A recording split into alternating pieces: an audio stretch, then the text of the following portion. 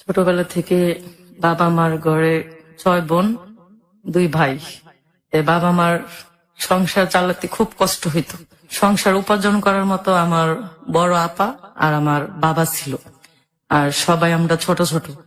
আমার বড় বোন বিয়ে হয়েছে, পরে স্বামীর বাড়ি চলে গেছে। তখন আমার আব্বা একা রোজগার করার মতো মানুষ। ঢাকা শহরে ঘর ভাড়া যদি ঠিকঠাক মতো না দিতে পারে, তাহলে ভাড়াওয়ালার রুম তালা মারা দেয়। এখন আমার আব্বা কি করবে? করার পরে আমার বোন শুনতেছে যে আমাদের খাওয়া দাওয়ার খুবই কষ্ট, আমার আব্বা একা একা পারতেছে না। পরে আমার বোনের শ্বশুর বাড়ি আমার দুলাভাইয়ের সাথে অনেক কথা কাটাকাটি করলো যে আমি গার্মেন্টস এ চাকরি করে আমি একটু আমার বাবাকে সহযোগিতা করি। 6টা 7টা ভাই বোন, আমার বাবা কিভাবে চলবো? তখন আমার বোনের শাশুড়ি বললো যে না, তুমি এখন যেই বাড়িতে আসছো সেই বাড়ি চিন্তা করো, বাবার বাড়ির কোনো চিন্তা করার কোনো দরকার নেই। এই কথা বলার পর আমার দুলাভাইয়ের সাথে অনেক কাটাকাটি হয়েছে। আমার বোন বললো কি, যেখানে আমার বোন বাবা মা না খায়া কষ্ট করবে আর আমি এখানে সুখে শান্তিতে খামো, এই খাবার আমার পেটে ঢুকবে না। বিয়ে বসার উচিত ছিল, আমি বিয়ে বসছি, এখন আর আমার কোনো মনে কষ্ট নেই। তুমি তোমার এখানে থাকো, আমি আমার বাবা মার কাছে চলে যাই। তা আমার বোন একবারে কার সিট করে আয়সা পড়ছে কমলাপুর, এই গার্মেন্টস ঢুকছে। ঢোকার পরে আমাদেরকে নিয়ে চাকরি বাকরি করে, তখন আমার আব্বা একটু কাজ করতেছে, আমার বোনও কাজ করতেছে। তখন আমরা সবাই ছোট ছোট, স্কুলে পড়ার মতো কোনো ক্ষমতা আমার বাবার নাই। তারপরে আমার ওই বোন গার্মেন্টসে ঢুকার পরে আমার আরো 2টা বোনকে গার্মেন্টসে ঢুকাই দিয়েছি ছোট ছোট। এখন আমার আব্বাও কাজ করে, আমার বোনেরাও কাজ করে, কইরা কোন রকম একটু সুন্দরভাবে এই সংসারটা চলতেছে। চলার পর একদিন আমার দোলাভাই আসলো, আয়সা বললো কি যে বাবা মার বাড়ির কারণে শ্বশুর বাড়ি বাদ দিয়ে দিলা, তোমার কি শ্বশুর বাড়ির কোনো প্রয়োজন নাই? তখন আমার বোনে বলছে, যখন আমার ছোট ছোট ভাই বোনেরা বড় হইব, ওরা যখন কাজকর্ম করতে পারবে, আর যদি আমার ভাগ্যে তুমি থাকো, তাহলে আমি তোমাকে আবার পাবো। আপনার বোন আপনার বাবা মারি দুর্দশা দেখে স্বামীর বাড়ি থেকে চলে আসলো এবং সে গার্মেন্টস এ জয়েন করলো যাতে বাবা মাকে হেল্প করতে পারে। হ্যাঁ, আমাদের ছোট ছোট ভাই বোন ছোট ছোট আর সবাই ছোট, তাই তো? জি, সবাই ছোট। আচ্ছা, বোন তো তখন বিবাহিত যথেষ্ট মেয়ে ছিল। হ্যাঁ। আচ্ছা, ঠিক আছে, খুবই ভালো। আচ্ছা প্রিয় শ্রোতা, এখানে আমি একটু বলি, সেটা হচ্ছে আমাদের দেশে হাজার হাজার গার্মেন্টস রয়েছে এবং সেখানে লক্ষ লক্ষ মানুষ কাজ করছেন। তারা কিন্তু পরিশ্রম করে এই টাকা উপার্জন করছেন, জীবিকা নির্বাহের জন্য তারা কাজ করছেন, এতে খারাপ কোনো কিছুই নেই। আমি তাদের প্রতি রেসপেক্ট রাখি, সম্মান জানাই তাদের সবার প্রতি, যারা খেটে খাচ্ছেন, পরিশ্রম করে বেঁচে আছেন। আর গার্মেন্টসে অনেক ধরনের ঝামেলা থাকতে পারে, অনেকগুলো মানুষ একসাথে কাজ করে, কিছু অ্যাডমিনিস্ট্রেশন বা কিছু ঝামেলা একটু এলোমেলো হতেই পারে, অনেক ধরনের ঝামেলার বড় আলামত আমরা অনেক সময় দেখি, বাট সেগুলো একটা সময় কেটে যাবে, এটা আমার বিশ্বাস। কারণ অনেক ঝামেলা থেকেই কিন্তু আমরা দিন দিন উত্তরোত্তর মুক্তি পাচ্ছি এবং এসব ঝামেলাও কেটে যাবে। যাই হোক, ওকে নাসিমা, তারপর? চলার পরে হঠাৎ একদিন আমার বোনের স্বামী ওনারে রাস্তায় আটকেছে, যখন হাত ধরে নিয়ে যেতে নিছিল, তখন ছেলের আটকেছে। আটকানোর পরে বলছে যে কি হয়েছে? বলছে আমার ওয়াইফ নিয়ে যেতে চায়, উনি চায় না। তখন অনেক ছেলে মেয়েরা ঘিরা ধরছে। ঘিরা দেওয়ার পরে বলতেছে যে এই লোকটা যা বলতেছে সব কি সত্যি?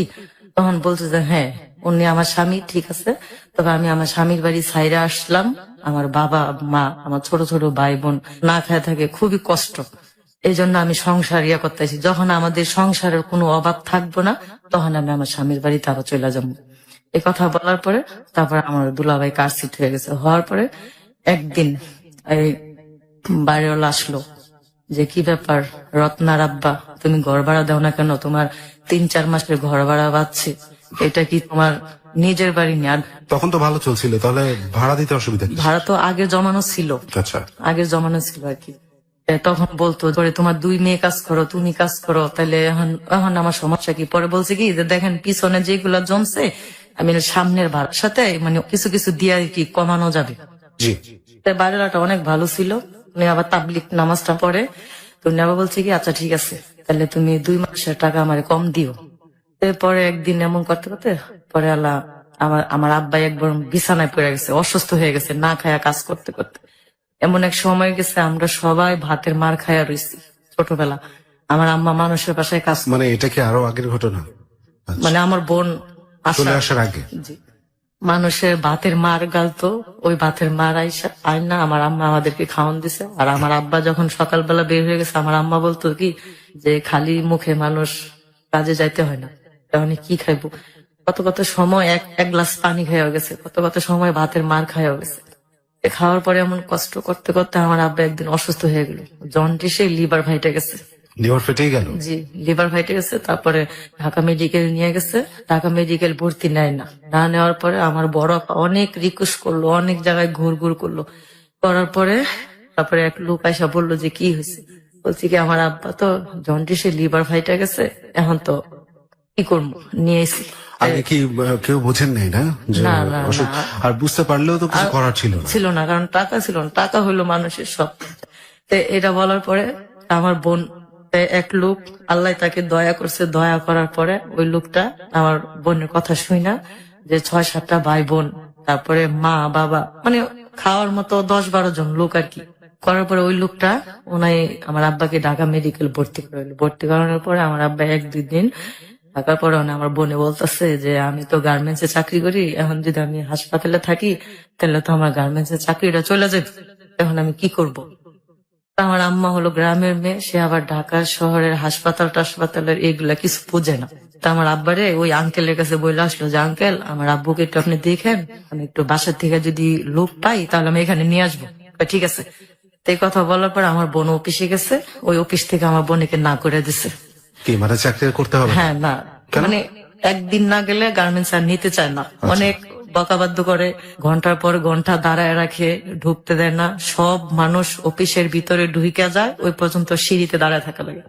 তারপরে আবার বেতনের সময় বেতনও দেয় না, এগুলো হওয়ার পরে তারপরে আমার বোন অনেক হাতে পায়ে দুললো। তখনকার তো গার্মেন্টস এর চাকরি অনেক কষ্টকর ছিল। তা আমার বোনে হাতে পায়ে ধরে বললো, দেখেন আমার আব্বারে আমি হাসপাতালে ভর্তি করার কারণে আমি 2-3 দিন আসতে পারি নাই, আমাকে একটু সহযোগিতা করেন। পরে বলছে যে না, না করার কারণে আমার বোন না করলে আবার অন্য একটা অফিসে চাকরি নিল। নেওয়ার পরে আমার আব্বু হাসপাতাল থেকে পলায় এসে পড়ছে। কেন? মানে ওনার একা একা ভালো লাগে না, তারপর আবার নার্সেরা বেশি একটা আসে না, ওষুধ পানি দেয় না, শুধু শুধু বলে শুয়ে থাকতে হয়। তো শুয়ে তো থাকতেই হবে, হসপিটালে অসুস্থ হ্যাঁ, মানুষ তো শুয়ে থাকে। ওইটাই, মানে উনি একা আর কি ভয় পায়। আচ্ছা, ওইখানে তো আপনারা কেউ তার সাথে থাকতে পারতেন না? না, তখন তো আমরা অনেক ছোট আর কি, আমার 3টা ভাই বোন বড় আর আমরা সবাই ছোট ছোট। তখন আমাদের বাসায় এসে পড়ছে, বাসায় আয়া আমার আম্মা জিজ্ঞেস করতেছে কি ব্যাপার, আপনার না হাসপাতালে ভর্তি করে দিয়ে এলো রত্না, তাহলে আপনি এখানে আয়সা পড়লেন কি লিগা? আমি ভালো হয়ে গেছি, আমি আয়সা পড়ছি। ভালো কি আসলে হয়েছে? না না, ভালো হয় নাই। লিভার ফেটে গেলে তো সেটা ভালো। জি, ওনাকে আর কি দেশের মাটিতে টানছে, এটাই।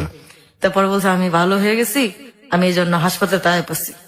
আজকে আমার সব পোলাপাইনারে অনেকদিন ধরে আমি ভালো মন্দ খাওয়াই না, এখন আমরা সব ভাই বোন আমার আব্বা একসাথে ডাকছে। আচ্ছা, ডাকার পরে বলতেছে যে বাবা আমি তো এতদিন হাসপাতালে ছিলাম, কিছু খাওয়াইতে পারলাম না, আমি হাসপাতালে যখন আমার পাশের রুগীরা অন্য রুগী দেখতে আসতো আমার কিছু টাকা দিছিল, ওই টাকাগুলো আমি নিয়ে এসি, এখন তোমরা কে কি খাইবা বলো।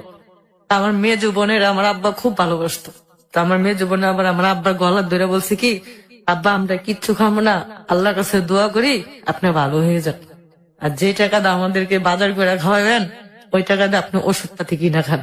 তারপর আমার আব্বা শুনে নাই, না শুনলে আমার ওই 2 বোনরে নিয়ে বাজারে গেছে, একটু মাংস আনছে, মাংস আইনা টাইনা খাওয়া দাওয়ার পরে আমার আব্বা বলতেছে যে আমি দেশে চলে যাবো। তখন আমার আম্মা বলতেছে আপনি যে দেশে যাবেন তখন তো এই মুহূর্তে তো ভাড়ার টাকা নেই, তাহলে আপনি যখন দেশে যাবেন তাহলে আপনি বাজার করলেন কি লিগা? এদিকে মাইয়া গো অনেকদিন ধরে খাওয়াই না, এই জন্য। আচ্ছা ঠিক আছে, তাহলে আমি আমার সাথে কি তোমরা কেউ দেশে যাইবা? আর আমার মাই কেছে কি যে না দেশে যাবো কেমনে, এখন দেশে গেলে না হইলো 500 টাকা লাগবে, এখন তো নাই 1 টাকাও। তাই আমার আব্বা কি তাহলে কেউ যাওয়া লাগবো না, আমি একাই যাবো। এই কথা বললে আমার আব্বা একাই গেছে, একা যাওয়ার 2 দিন পর আমার আব্বা মারা গেছে, দেশে যায়। আচ্ছা, দেশে যায় 2 দিন পরে মারা গেছে। আমার আম্মারে বলছিল কেউ ছিলেন না আপনারা তার পাশে? না, আমরা ঢাকা। দেশে কে ছিল? দেশে আমার ফুবু আর আমার এক চাচা। আচ্ছা, ওই যে আপনি বললেন যে দেশের মাটি থেকে টানছে, তাই তো? হ্যাঁ হ্যাঁ, দেশে মানে সবাই বলছে আর কি যে ওনার মরণ আসছিল দেশের মাটিতে টানছে, এই জন্য উনি হাসপাতাল থেকে আইসা দেশে চলে গেছে। খুবই বিস্ময়কর ব্যাপার, উনি হসপিটাল থেকে পালায় চলে আসলেন, হ্যাঁ হ্যাঁ হ্যাঁ, লিভার ফেটে গেল, এরকম একটা মানুষ হসপিটাল থেকে পালায় চলে আসছে। হয়তো উনি নিজের মধ্যে ফিল করেছিলেন যে হয়তো তার সময় নেই হাতে। জি জি, অনেক রহস্যময়। কিন্তু আমার আব্বা যখন মারা গেছে তখন আমার ফুফু আমার চাচা আমাদেরকে বলে নাই আমার আব্বা মারা গেছে, আমরা তার লাশটাও দেখতে পারি না। আপনাদেরকে বলে নাই কেন? না, বলে নাই, আমার ফুফু আর আমার চাচা মনে করছে কি যে আমরা মনে হয় আমার আব্বা অসুস্থ কারণে আমরা মনে হয় তাকে বাসার দিকে বের করে দিছি। আচ্ছা, তবে আমরা সত্যি বের করে দেয় না, আমার মাও বের করে দেয় না। তা আমার আব্বা একদিনকে বলছিল আমার মারে যে পিঠা খাইবো। হুম, তা আমার মা আবার তার বাপের বাড়িতে গেছিল, ময়মনসিং গেছিল, ময়মনসিং এর থেকে নারকেল আর পিঠা চাল নিয়ে আসলো। পরে আমার বোন রে বলতেছে, রত্না তোর আব্বা তো দেশে গেছে, এখন তোর কোনো খবর সবর নাই, তাহলে আমি যাই দেখে আহিগা, তোরা ভালো মতো থাকিস। এই কথা বললে আমার আম্মা দেশে গেছে, নোয়াখালীতে গেছে। আমার বাড়ির আশেপাশে মানে যাওয়ার পথে আমার আম্মারে কি পাড়াপড়শি এক ননদে বলতেছে যে আয়সা হে আওয়া তো আইলি, মানে আর 4 দিন আগে আইলি না। পরে বললো কি কি কইলা তুমি, কে লেগে 4 দিন আগে আমু? তোমার ভাই কইছিল পিঠা খাইবো, তা আমি দেশের থেকে চাল টাল নিয়ে পিঠা। কয় পিঠা মানে কারে খাওয়াইবা, তোমরা বানায় তোমরাই খাও। কয় কি মানে? কয় বাদল ভাই তো মারা গেছে। এই কথা শুই না আমার আম্মা মানে ওইখানেই হাত কিলে গেছে, আর পিঠা চাল মাল সব ফালাই দিছে। আমার আম্মা আর আমার ফুফুর বাড়িতে যায় নাই, আবার ঢাকা রিটার্ন আসলো। আসার কয়দিন পরে মানে আমার আম্মা খুবই কান্দা। যখন আমার আম্মা এসে বললো, তখন আমরা সব ভাই বোনেরা মিলে গেছি, যায়া দেশে যে আমাদের একটা কবরস্থান আছে ওইখানে আমার আব্বাকে মাটি দিছি। আচ্ছা। তা আমরা ওই কবরস্থানের জিয়ারত করে আমরা আবার ঢাকা চলে আসলাম। কিন্তু বিষয়টা আপনার ফুপু হয়তো মনে করছে যে বাসা থেকে বের করে দিছে। হ্যাঁ হ্যাঁ, এটা হলো আমার ফুফুর বা ভুল বাসা ধারণা। থেকে বের কেন করে দিবেন, সেরকম কোনো কারণ ছিল? না না, ওই যে মনে করছে যে অসুস্থতা, আচ্ছা, অসুস্থতার কারণে হয়তো বাথরুম টাথরুম করে, হয়তো এটা আমাদের ঝামেলা মনে হইতে পারে, এই জন্য আমরা বাইর করে দিছি। বাড়ি কোথায় ছিল, দেশ কোথায়? আমাদের দেশ বাড়ি নোয়াখালী, লক্ষ্মীপুর। সে নোয়াখালী একা চলে গেলেন, ওখানে মারা গেলেন। হ্যাঁ। কিন্তু এইখানে আসলে আপনার বড় বোন, উনি তো চাকরি বাকরি করতেন। জি।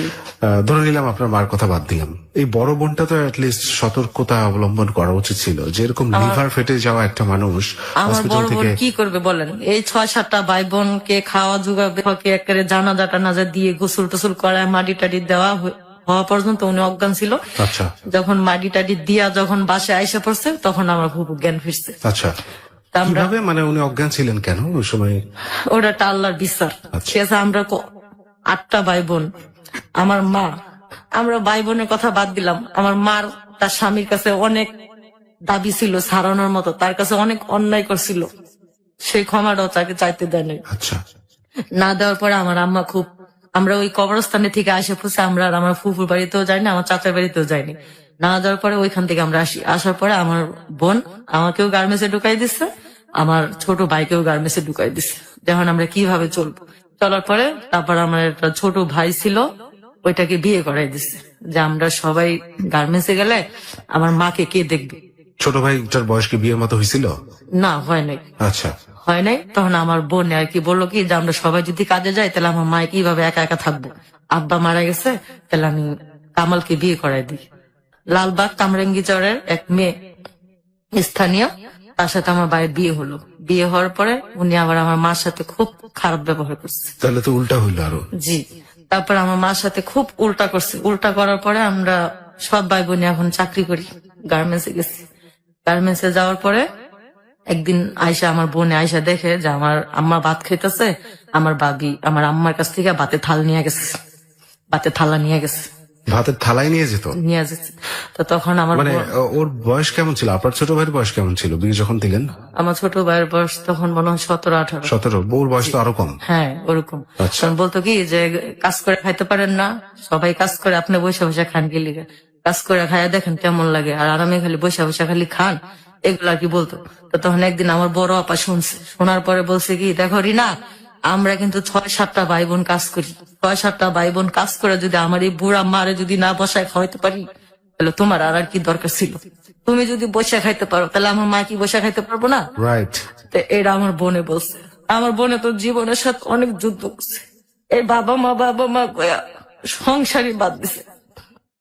এটা বলার পরে আমার ভাবি বললো কি যে আমি একসাথে থাকবো না, একসাথে থাকবো না। আচ্ছা, তা আমার ভাইকে বললো কি, তুমি যদি তুমি থাকো তাহলে তুমি থাকো, নাহলে আমি গেলাম। তা আমার ভাই আবার একটু আমার মাকে খুব শ্রদ্ধা করে। তা আমার ভাই বলছে কি, আমার মা আমাদেরকে নিয়ে অনেক কষ্ট করছে, এখন আমি বউ পাই আমার মারে বইলা যাবো না, যদি তুমি যাও তো যাও। আমার বোন ও স্বামী সংসার ছাইরা যদি আসতে পারে, আর আমি ছেলে হইয়া আমি বউ ছাড়তে পারবো না? সাবাস। যাও, তুমি যাও। আমার এই ছোট ছোট বাইরে আমি কই যাবো? আমার বাবাটা মারা গেছে, আমার মা ওই সুখে সুখে কদিন পরে মারা যাইবো, হেয়ার ভিতরে তুমি আবার এই কষ্টগুলা দিতেছ, তুমি যাও। তা আমার ভাবি রাগ করে গেছে। রাগ করে যাওয়ার পরে একদিন না একটু ভুল হয়েছে। আমার ভাই একদিন এই কথা কোয়ার যাওয়ার পরে আমার ভাই বলছে যে আমার মায় খাইবো, তুমি কোনো হিসাব করবে না। কথা কওয়া যাওয়ার পরে একদিন আমার আম্মার প্রেশার উঠছে। আচ্ছা, ভাবি কি গেছে তখন? যায় নাই? না, যায় না। আচ্ছা, আমার আম্মার প্রেশার উঠছে আর আমরা সবাই কাজে গেছি। আমার ভাই দুপুর বেলা, আমার ভাইও টেলাসে কাজ করে, আমার ভাই দুপুর বেলা জানালা দিয়ে আইসা দেখে কি আমার আম্মা খালি ঘরে এমনি একা একা দাফড়াইতেছে। আচ্ছা, মানে প্রেশার উঠছে তো, মানে প্রেশারে দাফড়াইতেছে আর আমার ভাবি অন্য মহিলার সাথে বসে বসে গল্প করতেছে। তা আমার ভাই আবার যখন আসতো তখন জানালা দিয়ে বলতো যে মা বাদ বাড়ো, আমি আসছি। তখন এই জানালা দিয়ে ডাকার পরে দেখি আমার মায়ের প্রেশার এরকম করে খেসতেছে। আচ্ছা, তখন আমার ভাই তাড়াতাড়ি করে আয়া কইলো কি, এই তুই যেন বেডি গুলো বয়ে বয়ে গল্প করতেছস, আমার মায় যে ঘরে দাফড়াইতেছে তুই দেখাস না? এই কথা বলার পরে আমার মার মুখ দিয়ে একবারে মানে গুগরি বাইর হয়ে গেছে, গাড়ি রক ছিঁড়ে গেছে। গাড়ি রক ছিঁড়া যাওয়ার পরে আমার ভাই আমার বাবিরে বলছে, আমার মার যদি কোনো কিছু হয় তাহলে তোর আমি বাসার থেকে বাইর করে দিই। তাড়াতাড়ি করে এই আমার বড় আপা, আমি আর আমার মেজু বোন আমরা গেছি ময়মনসিং। 4 দিন হরতাল ছিল, কোনো গাড়ি গুড়ি চলতো না। ওই 4 দিনে হরতালে গার্মেন্টস বন্ধ দিছে। আর আমার বড় আপা বললো কি যে চাকরি করি যখন দেশে যেতে পারি না, তাহলে এই সুযোগে একটু দেশের থেকে ঘুরে আসি। দেশে আমরা যে রাইতে গেছি এই রাইতে এই ঘটনাটা ঘটছে।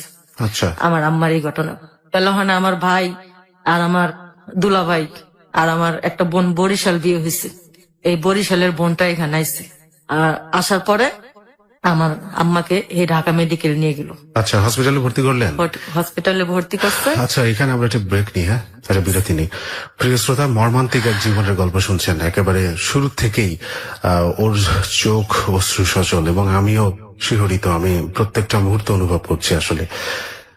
তারপরেও আমি কৃতজ্ঞ তাদের প্রতি যারা কিনা ওর ভাই এবং ওর মার মতো, যে বোন আসলে স্বামী সংসার ফেলেই চলে আসছে এবং যেই ভাই তার বউকে নিজের মার জন্য বললো যে তুমি চাইলে যেতে পারো, আমি যাব না। দ্যাটস এ গ্রেট থিং এই সময়ে। আমি এটাও বলছি না যে আপনি আপনার বউকে বা আপনি আপনার স্বামী সংসার ছেড়ে চলে আসেন, কিন্তু এরা কেন ছেড়ে চলে আসছে বা বউকে কেন এভাবে শাসাচ্ছে, সেটা একমাত্রই মা বাবার প্রতি অসীম শ্রদ্ধা এবং ভালোবাসা। আমি শুধু চাই এটাই বেঁচে থাকুক, এটাই জেগে থাকুক। বাবা মাই তো আসলে সবকিছু। বাবা মা ছাড়া তো এই পৃথিবী আপনার জন্য অন্ধকারময় বা কোনো কুল কিনারা ওর নেই বাবা মা ছাড়া। এখন দেখেন ও কাঁদছে ওর বাবার জন্য, ওর মার জন্য কাঁদছে। 26 বছর বয়স ওর। একদম ছোটবেলা থেকে মা বাবার আদর পায় নাই, মা বাবার আদর পায়নি, কিন্তু মা বাবার প্রতি ভালোবাসার কিন্তু একটু কমতি ওদের মধ্যে। যার জীবনে মা বাবা নাই তার জীবনের কোনো মূল্যই নাই। প্রিয় শ্রোতা, ও ঠিকভাবে বলতে পারছে না। আমরা একটা ছোট বিরতি নিচ্ছি, ও নিজেকে একটু শান্ত করুক। আমরা ফিরে আসছি নাসিমাকে নিয়ে, কোথাও যাবেন না। হ্যালো 8920 জীবনের গল্প। হ্যালো 8920 জীবনের গল্প। প্রিয় শ্রোতা, আবারও স্বাগত জানাচ্ছি আপনাদের সবাইকে হ্যালো 8920 জীবনের গল্পে। আমি আরজে সেতু আছি আপনার সাথে এবং এক মর্মান্তিক জীবনের গল্প নিয়ে আজকে হাজির হয়েছে এখানে নাসিমা। প্রথম অংশটুকুই এতটুকু শুনেই এখনো পর্যন্ত আমিও পারছি না একটু স্বাভাবিক হতে, কারণ প্রত্যেকটা মুহূর্তের মধ্যেই আমি ঢুকে পড়েছিলাম, গল্পগুলো আমি উপলব্ধি করতে পেরেছি এবং আমি জানি আমার মতো আপনারাও ঠিক একইভাবে আগ্রহ নিয়ে গল্পটা শুনছেন। প্রিয় শ্রোতা, আমরা সাথে থাকবো পুরোটা সময়, আপনারা এই গল্পের সাথে থাকবেন আশা করছি। আমি নাসিমার কাছে যাচ্ছি। আপনারা তখন সবাই একটু বাড়িতে বেড়াতে গেলেন এবং সেই রাতেই আপনার মা স্ট্রোক করলেন। হ্যাঁ, তখন আমার বরিশাল এক বোন বিয়ে হয়েছে, ওই বোন বেড়াতে আসছিল। তখন আমার ওই বোনটা আমার ছোট ভাইটা ঢাকা মেডিকেল ভর্তি করছে। আমার আম্মার নাকে নল লাগায় রাখছে, ওই নল দিয়ে আর কি খাওয়া দাওয়া দিত। আমার আম্মা বলতেছে, হাসপাতাল থেকে বলতেছে যে রত্না, রিনা, নাসিমা ওকে আমি যাওয়ার সময় কি দেখতে পারবো না। এটা বলার পরে আমার ভাই বললো কি যে হ্যাঁ যেভাবে হোক আমি আনমই, তুমি চিন্তা করো না মা। কথা বলে আমার ভাবি তখন তার বাপের বাড়িতে চলে গেছে। আমার আম্মার এই অবস্থা শুনে আসেনি। আমার ভাই রেলগাড়ি কইরা দেশে গেছে ভোরে দেশে গেছে। দেশে আবার একটা পাখি আছে যে মানুষের যদি কোনো আপদ বিপদ আসে ওই পাখিটা আর কি কুপ কুপ কুপ বলে, যদি কুপ বলে তাই মানুষ মারা যায়। তখন আমার বোন আর কি আমার মামিরে বলতেছে, মামি এই কুপ পাখিটা যে ডাকতেছে মনে হয় আমার মার মনে হয় কিছু হইছে, আমার ভাল লাগতেছে না। কয় কি না কিছু হয় নাই, তুই ঘুমা। এই করতে করতে আল্লাহর কি হুকুম, আমার ভাই ভোর সকালবেলা গেছে। আপা বলতেছে যে কিরে কামাল তুই, আমি আইলাম এই বিকালবেলা, তুই আইলি সকালবেলা, কারণটা কি? কয় আমারে তো হাসপাতালে ভর্তি করে দিয়েছি। এই কথা শোনার পর আমার বোন একবারে লগে লগে মানে অজ্ঞান হয়ে নিচে পড়ে গেছে। আচ্ছা। মা চিল্লান কয়া দিয়া পড়েছে। তখন তো আমরা আবার একটু ছোট ভালোই বুঝি। এই কথা বললে আমার বোন বলতেছে, মামি এখন যে হরতাল কিভাবে যাব, তখন তো বাসও চলে না, ট্রেনও চলে না। তারপরেও রাত্রে আমরা ঘুমাই নাই, না ঘুমায়া রাত 3টা-4টার সময় আমরা রওনা দিছি রেল লাইনের উপর দিয়া। আমরা সবাই মিলে হাঁটতে হাঁটতে হাঁটতে হাঁটতে একবারে ময়মনসিংহ স্টেশন পর্যন্ত আসলাম। হাঁটতে হাঁটতে চলে আসছে? জি, হাঁটতে হাঁটতে আসলাম রেলের উপর দিয়া। বাবা। আসার পরে দেখি রেলের মাথার ভিতরে বড় বড় পাথর ফালায় রাখছে। তারপরে লোহার ওই যে চঙ্গল্লাহান ইয়াগুলা ফালায় রাখছে। এখন কি করব? করার পরে আমার বড় আপা বলতেছে যে আল্লাহ তুমি এরকমই করলা যে বাবা মরলো, বাবাটারও দেখতে পারলাম না, এখন বাড়ারে নিয়ে যাবা, বাড়াও কি দেখতে পারবো না। এই কথা বলার পরে আমার মেজু বোন আবার আমার বোনের বলতেছে যে তুই কান্দিস না, আল্লাহ যা করে ভালোই করবো। এমন কথা কথা পরে বাস স্ট্যান্ডে গেছি, বাসুল্লাহ বেড়া বলছে কি যে না আজকে তো চলবো না, শুক্রবারে চলবো। তারপরে আবার এই হাঁটতে হাঁটতে আবার বাড়িতে গেছি। বাড়িতে যাওয়ার পরে তারপরের দিন আবার ভোরে ঢাকা ফার্স্ট ট্রিপে আসলাম। আয়সা দেখি কি আমার আম্মা মারা গেছে।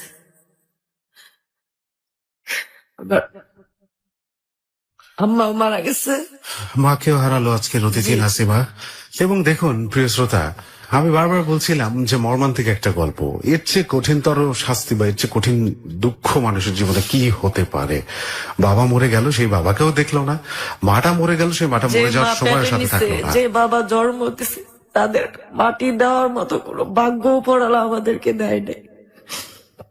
পরে আমরা যখন ঢাকা আসলাম, আইসা দেখি বলতেছে যে মা তো মারা গেছে, মাটি দিয়ে দিছে আমার মাকে। মাটি দেওয়ার পর আমার বোন এত কান্না করতেছে মানে বলার বাহিরে। কারণ আমার বোন আমাদের সবাইকে নিয়ে জাবরায়া ধইরা বলতেছে আমি তোর মা, আমি তোদের বাবা, কোনো দুঃখ করিস না। পরে আমাদেরকে নিয়ে গার্মেন্টসে ঢুকাইলো। আমার ছোট ভাইয়ের একটা ওয়ার্কশপে কাজে দিল, আমার এই গার্মেন্টসে ঢুকাইলো। পরে এখন বাবা মার দুঃখ কাহিনী শেষ। যখন একটু বড় হইতেছি, এখন নিজের ভালো মন্দ নিজে বোঝার মতো মানে খুব হইতেছে। 98 বন্যার সময় আমি আর আমার এক বান্ধবী রাস্তা দিয়ে আসার পথে অপর সাইডে আর কি 2টা ছেলে, ওরা 2টা ছেলে আর আমরা 2টা মেয়ে আসার পথে মানে ওনারাও আমাদেরকে দেখে একটু হাসতেছে, আমরাও হাসতেছি।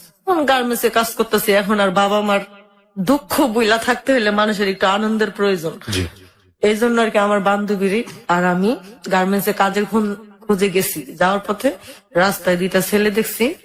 তো ওই ছেলেটা আবার আমাদেরকে প্রেমের অফার দিচ্ছে। ওই ছেলেটারে পছন্দ করতো আমার বান্ধবী চম্পা, ওই ছেলেটা পছন্দ করতো আবার আমাকে। আমরা যতক্ষণ গার্মেন্টস এর ভিতরে ঢুকছি এতক্ষণ ওরা 2টা ছেলে এখানে দাঁড়ালো। আমরা যখন আবার গার্মেন্টস থেকে বাইরে হয়েছি, আবার আমাদের পিছনে পিছনে পিছনে পিছনে বাসায় আসে। আচ্ছা। আমরা আবার ছাদের উপরে উঠছি, যে বাসা থাকি এ বাসা আবার বিল্ডিং আছে, ছাদের উপরে উঠছি। ওইটা দেখে কি আমাদেরকে নিচের থেকে খুঁজতেছে, এইভাবে খুঁজতেছে। আমরা ছাদের উপরে এত বড় একটা ইট ছিল, ওই ইটটা ওকে শরীরে মিলা মারছি। আচ্ছা। মিলা মারাতে মানে ওনাদের শার্ট মাঠ সব ভিজে গেছে। কিসে, রক্তে?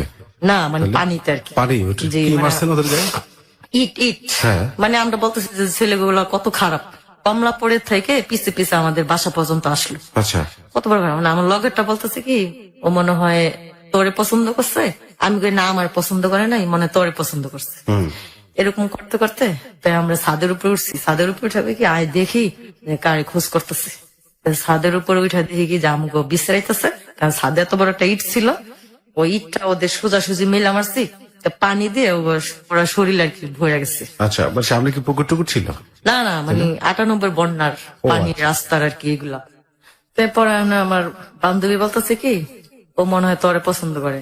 আমি কই কি না তোরে পছন্দ করে। আচ্ছা, দুজনে মিলে জল্পনা কল্পনা হ্যাঁ করছেন। হ্যাঁ, এখন আমি বলছি কি তোর কি পছন্দ নেই এরকম, কয় ওই লাল শার্ট পরা ছেলেটা যদি আমারে প্রেমের অফার দেয় তাহলে আমি প্রেম করবো। আমি কি কর তুই, আমার কোনো সমস্যা নাই, তাহলে তুই ছেলেরে তোর গার্মেন্টসের ঠিকানা দে।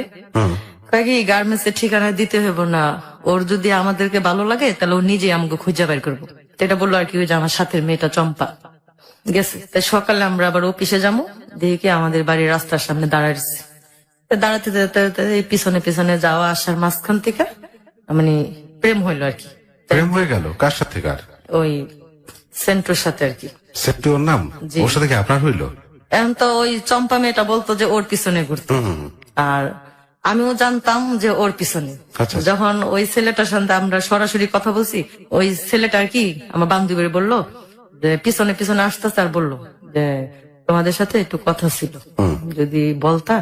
তো আমার বান্ধবী আবার বলছে কি যদি আপনার কথা বলার ইচ্ছা থাকে তাহলে আপনি লাঞ্চের সময় কমলাপুর খলিল গার্মেন্টস আসেন, 1টা বাজে, তখন আমাকে খাবারের টাইম দিব তখন আসবেন। তো এখন কথা কওয়ার সময় নেই।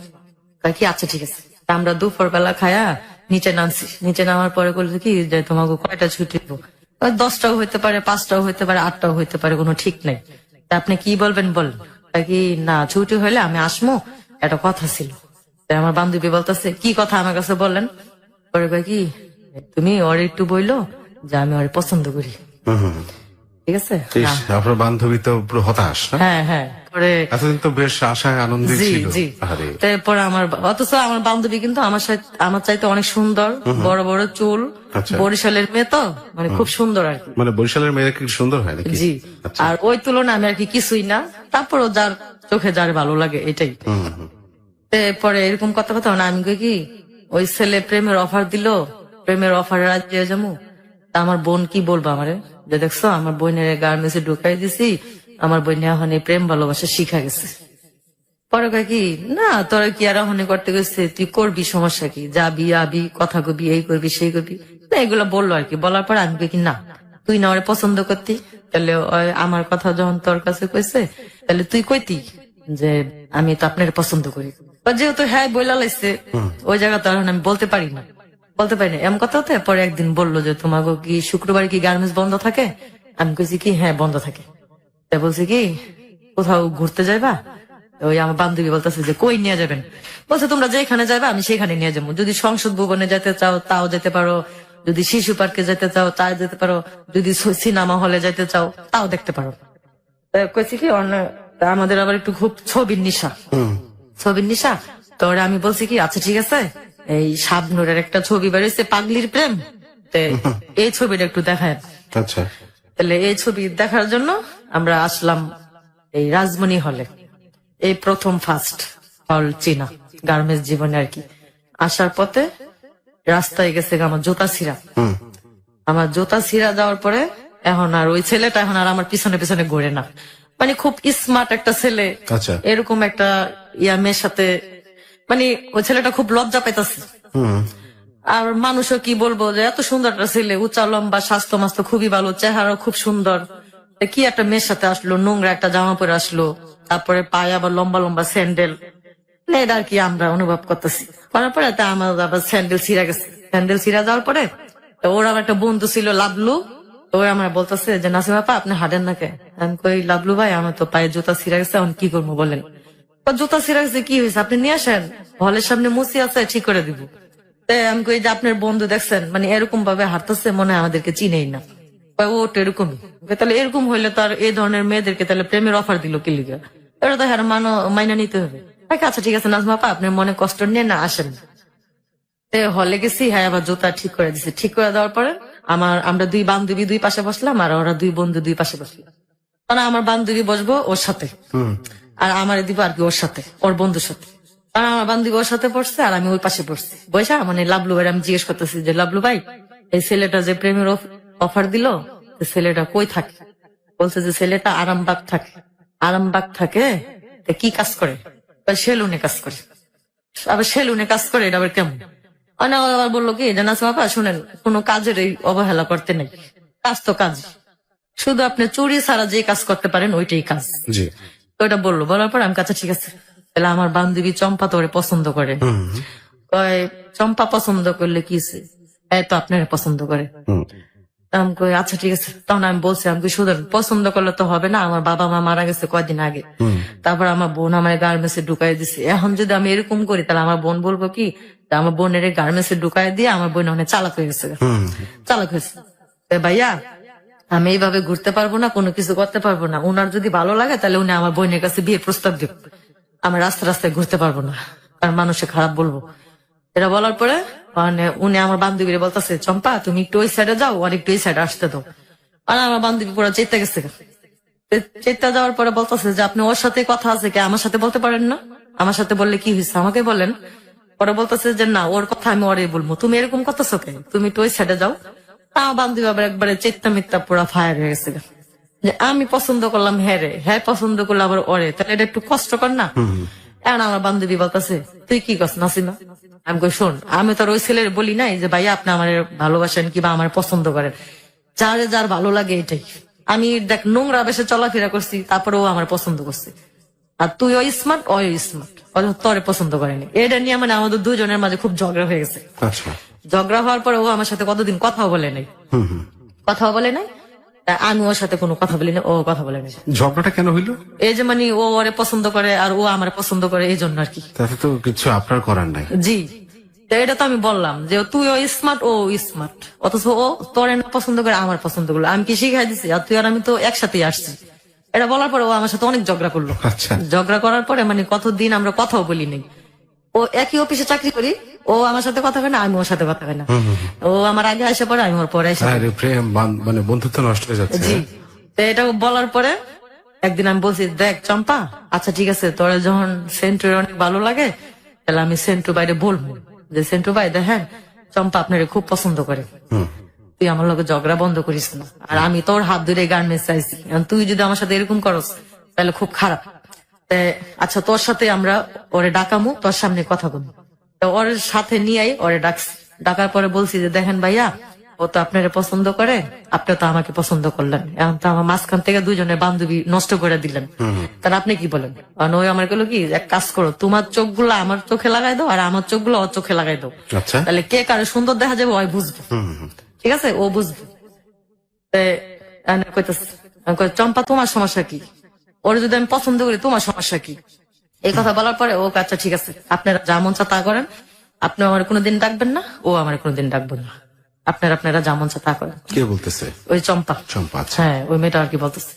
বলার পরে ওর সাথে আবার কথা কাটাকাটি হয়েছে। হওয়ার পরে আমার ওই সেন্টুর ছেলেটার সাথে আর কি আমার একদম খুব গভীর প্রেম হয়ে গেছে আর কি। গভীর প্রেম হয়ে যাওয়ার পরে আমার বোন আমার বিয়ে ঠিক করছে। প্রেম হয়ে গেছে কি এভাবে ঘুরতে ঘুরতে? জি। আচ্ছা, আর কোথায় কোথায় যাইতেন, ঘুরতেন কি প্রায়? না, ওর আবার এই সেলুনের দোকান বন্ধ থাকে প্রতি শনিবার। আচ্ছা। প্রতি শনিবার ওর সেলুন বন্ধ থাকে হাফ বেলা। তখন ওই আমার বলতো যে দেখো আজকে তুমি অফিসে যাও না, নাইলে অফিসে যাও, নাইলে স্যারেরে বলে আয়সা পড়ো। তখন আমি বলতাম কি, দেখেন গার্মেন্টসে তো কোনোদিন চাকরি করেন নাই, তো যে গার্মেন্টসে চাকরি করে সে জানে যে গার্মেন্টসে চাকরির কত কষ্ট। একদিন না গেলে 200 টাকা হাতিরা কাটে। মানে এখন বর্তমানে 200 টাকা, তখনকার সময় ছিল মনে হয় 30 টাকা 40 টাকা এরকম। আর আমি যদি একদিন না যাই তাহলে হাজিরা বোনাসও কাটা যাবে আর ওভারটাইমও কাটা যাবে রাত 10টা পর্যন্ত। তারপর আমার বেতনও দিব না, গোড়ায় দিব। তা যখন আমার বোন ওরা জিজ্ঞেস করবো যে কিরে তুই তো অফিসে ঠিকই গেছস, তাহলে বেতন পাইলি না কে, এই বেতন কম পাইলি কে লিগা, তখন কি বলবো? এটা বলছি। তা ঠিক আছে, শুক্রবারে যখন গার্মেন্টস বন্ধ থাকে শুক্রবার দিন ঘুরতে যাবো না। তাহলে কয় শুক্রবার দিন তোমার বন্ধ থাকলে তো আমার দোকান বন্ধ থাকে শনিবারে, তাহলে দুজনের দেখা সাক্ষাৎও হয় না, কথাবার্তাও হয় না। তাই না, আমি বলছি আচ্ছা ঠিক আছে। এরকম করতে করতে কতদিন অফিসে যাই নাই, না যাওয়ার কারণে। মানে শনিবারে? জি, না যাওয়ার কারণে শনিবার যদি শুক্রবার যদি বন্ধ থাকে, শনিবারে না গেলে ওই শনিবার শুক্রবার দুদিন অ্যাবসেন্ট করে দেয়, 2 দিনের টাকা কাটে। তাই উনি বলছে সিস্টেম এখন এগুলি হয়। হ্যাঁ, এইগুলি তা বলার পরে ও বলছে কি যে দেখো প্রেম টেম করতে গেলে কিছু ছাড় দিতে হয়, কিছু পাইতে হইলে কিছু ছাড়তে হয়। তা উনি এটা বললো। তখন আমি বললাম কি দেখেন রাস্তা আমি ঘুরতে পারবো না, আমার বাইরে সবাই চিনে, আমার বোনেরও সবাই চিনে, তারপর আমার বাড়ির সবাই বলবো যে দেখ সেরি বড় না হইতে হইতেই দেখো সেরি প্রেম ভালোবাসা শিক্ষা গেছে গা, তেমন পাকনা হয়ে গেছে গা। এমনি মানুষে বলে যে বাপ মা ছাড়া পোলা পাইন দুনিয়ার চালাক চতুর, তা আমি ওরকম থাকতে চাই না। আচ্ছা, আপনার যখন খুব পছন্দ আমার, তাহলে আপনার দেশে থেকে আপনার বাবা মা নিয়ে আসেন, বাবা মা নিয়ে আসেন, ভাই বোন নিয়ে আসেন। মানে উনি আমার বলতেছে যে না, আমি বাবা মা আনবো না, আমার ভাই বোন আনবো না, আমি নিজেরা আমরা বিয়ে করবো। তারপরে আমি বলতেছি যে নিজেরা যদি বিয়ে করেন তাহলে কিন্তু আপনি কিছু পাইবেন না, কিছু পাইবেন না। আর যদি আমার ভাই বোন নিয়ে যদি আপনি বিয়ে করেন, আর আপনার বাবা মা নিয়ে যদি বিয়ে করেন, তাহলে যদি কিছু চাওয়া পাওয়া থাকে তাহলে আপনি কিছু পাইবেন। আর যে একা একা বিয়ে করলে কিছুই পাইবেন না, আর আমার বোনে অনেক কষ্ট পাইব। বাকি আমার যে একটা মানে দোষ আছে, ওই দোষটা শুনলে তো তুমি আমার সাথে মিশবা না। আচ্ছা, তখন আমি তখন আমার সাথে ওনার সাথে খুব প্রেম, খুব একেবারে বেশি আর কি প্রেম। আচ্ছা। ওনারা ছাড়া আমি থাকতে পারি না, আমার ছাড়া উনি থাকতে আর পারেন না। প্রেমটা হচ্ছে কি, কথা কি ফোন টোন ছিল নাকি না এমনি দেখা হইতো? না, ফোন ছিল না।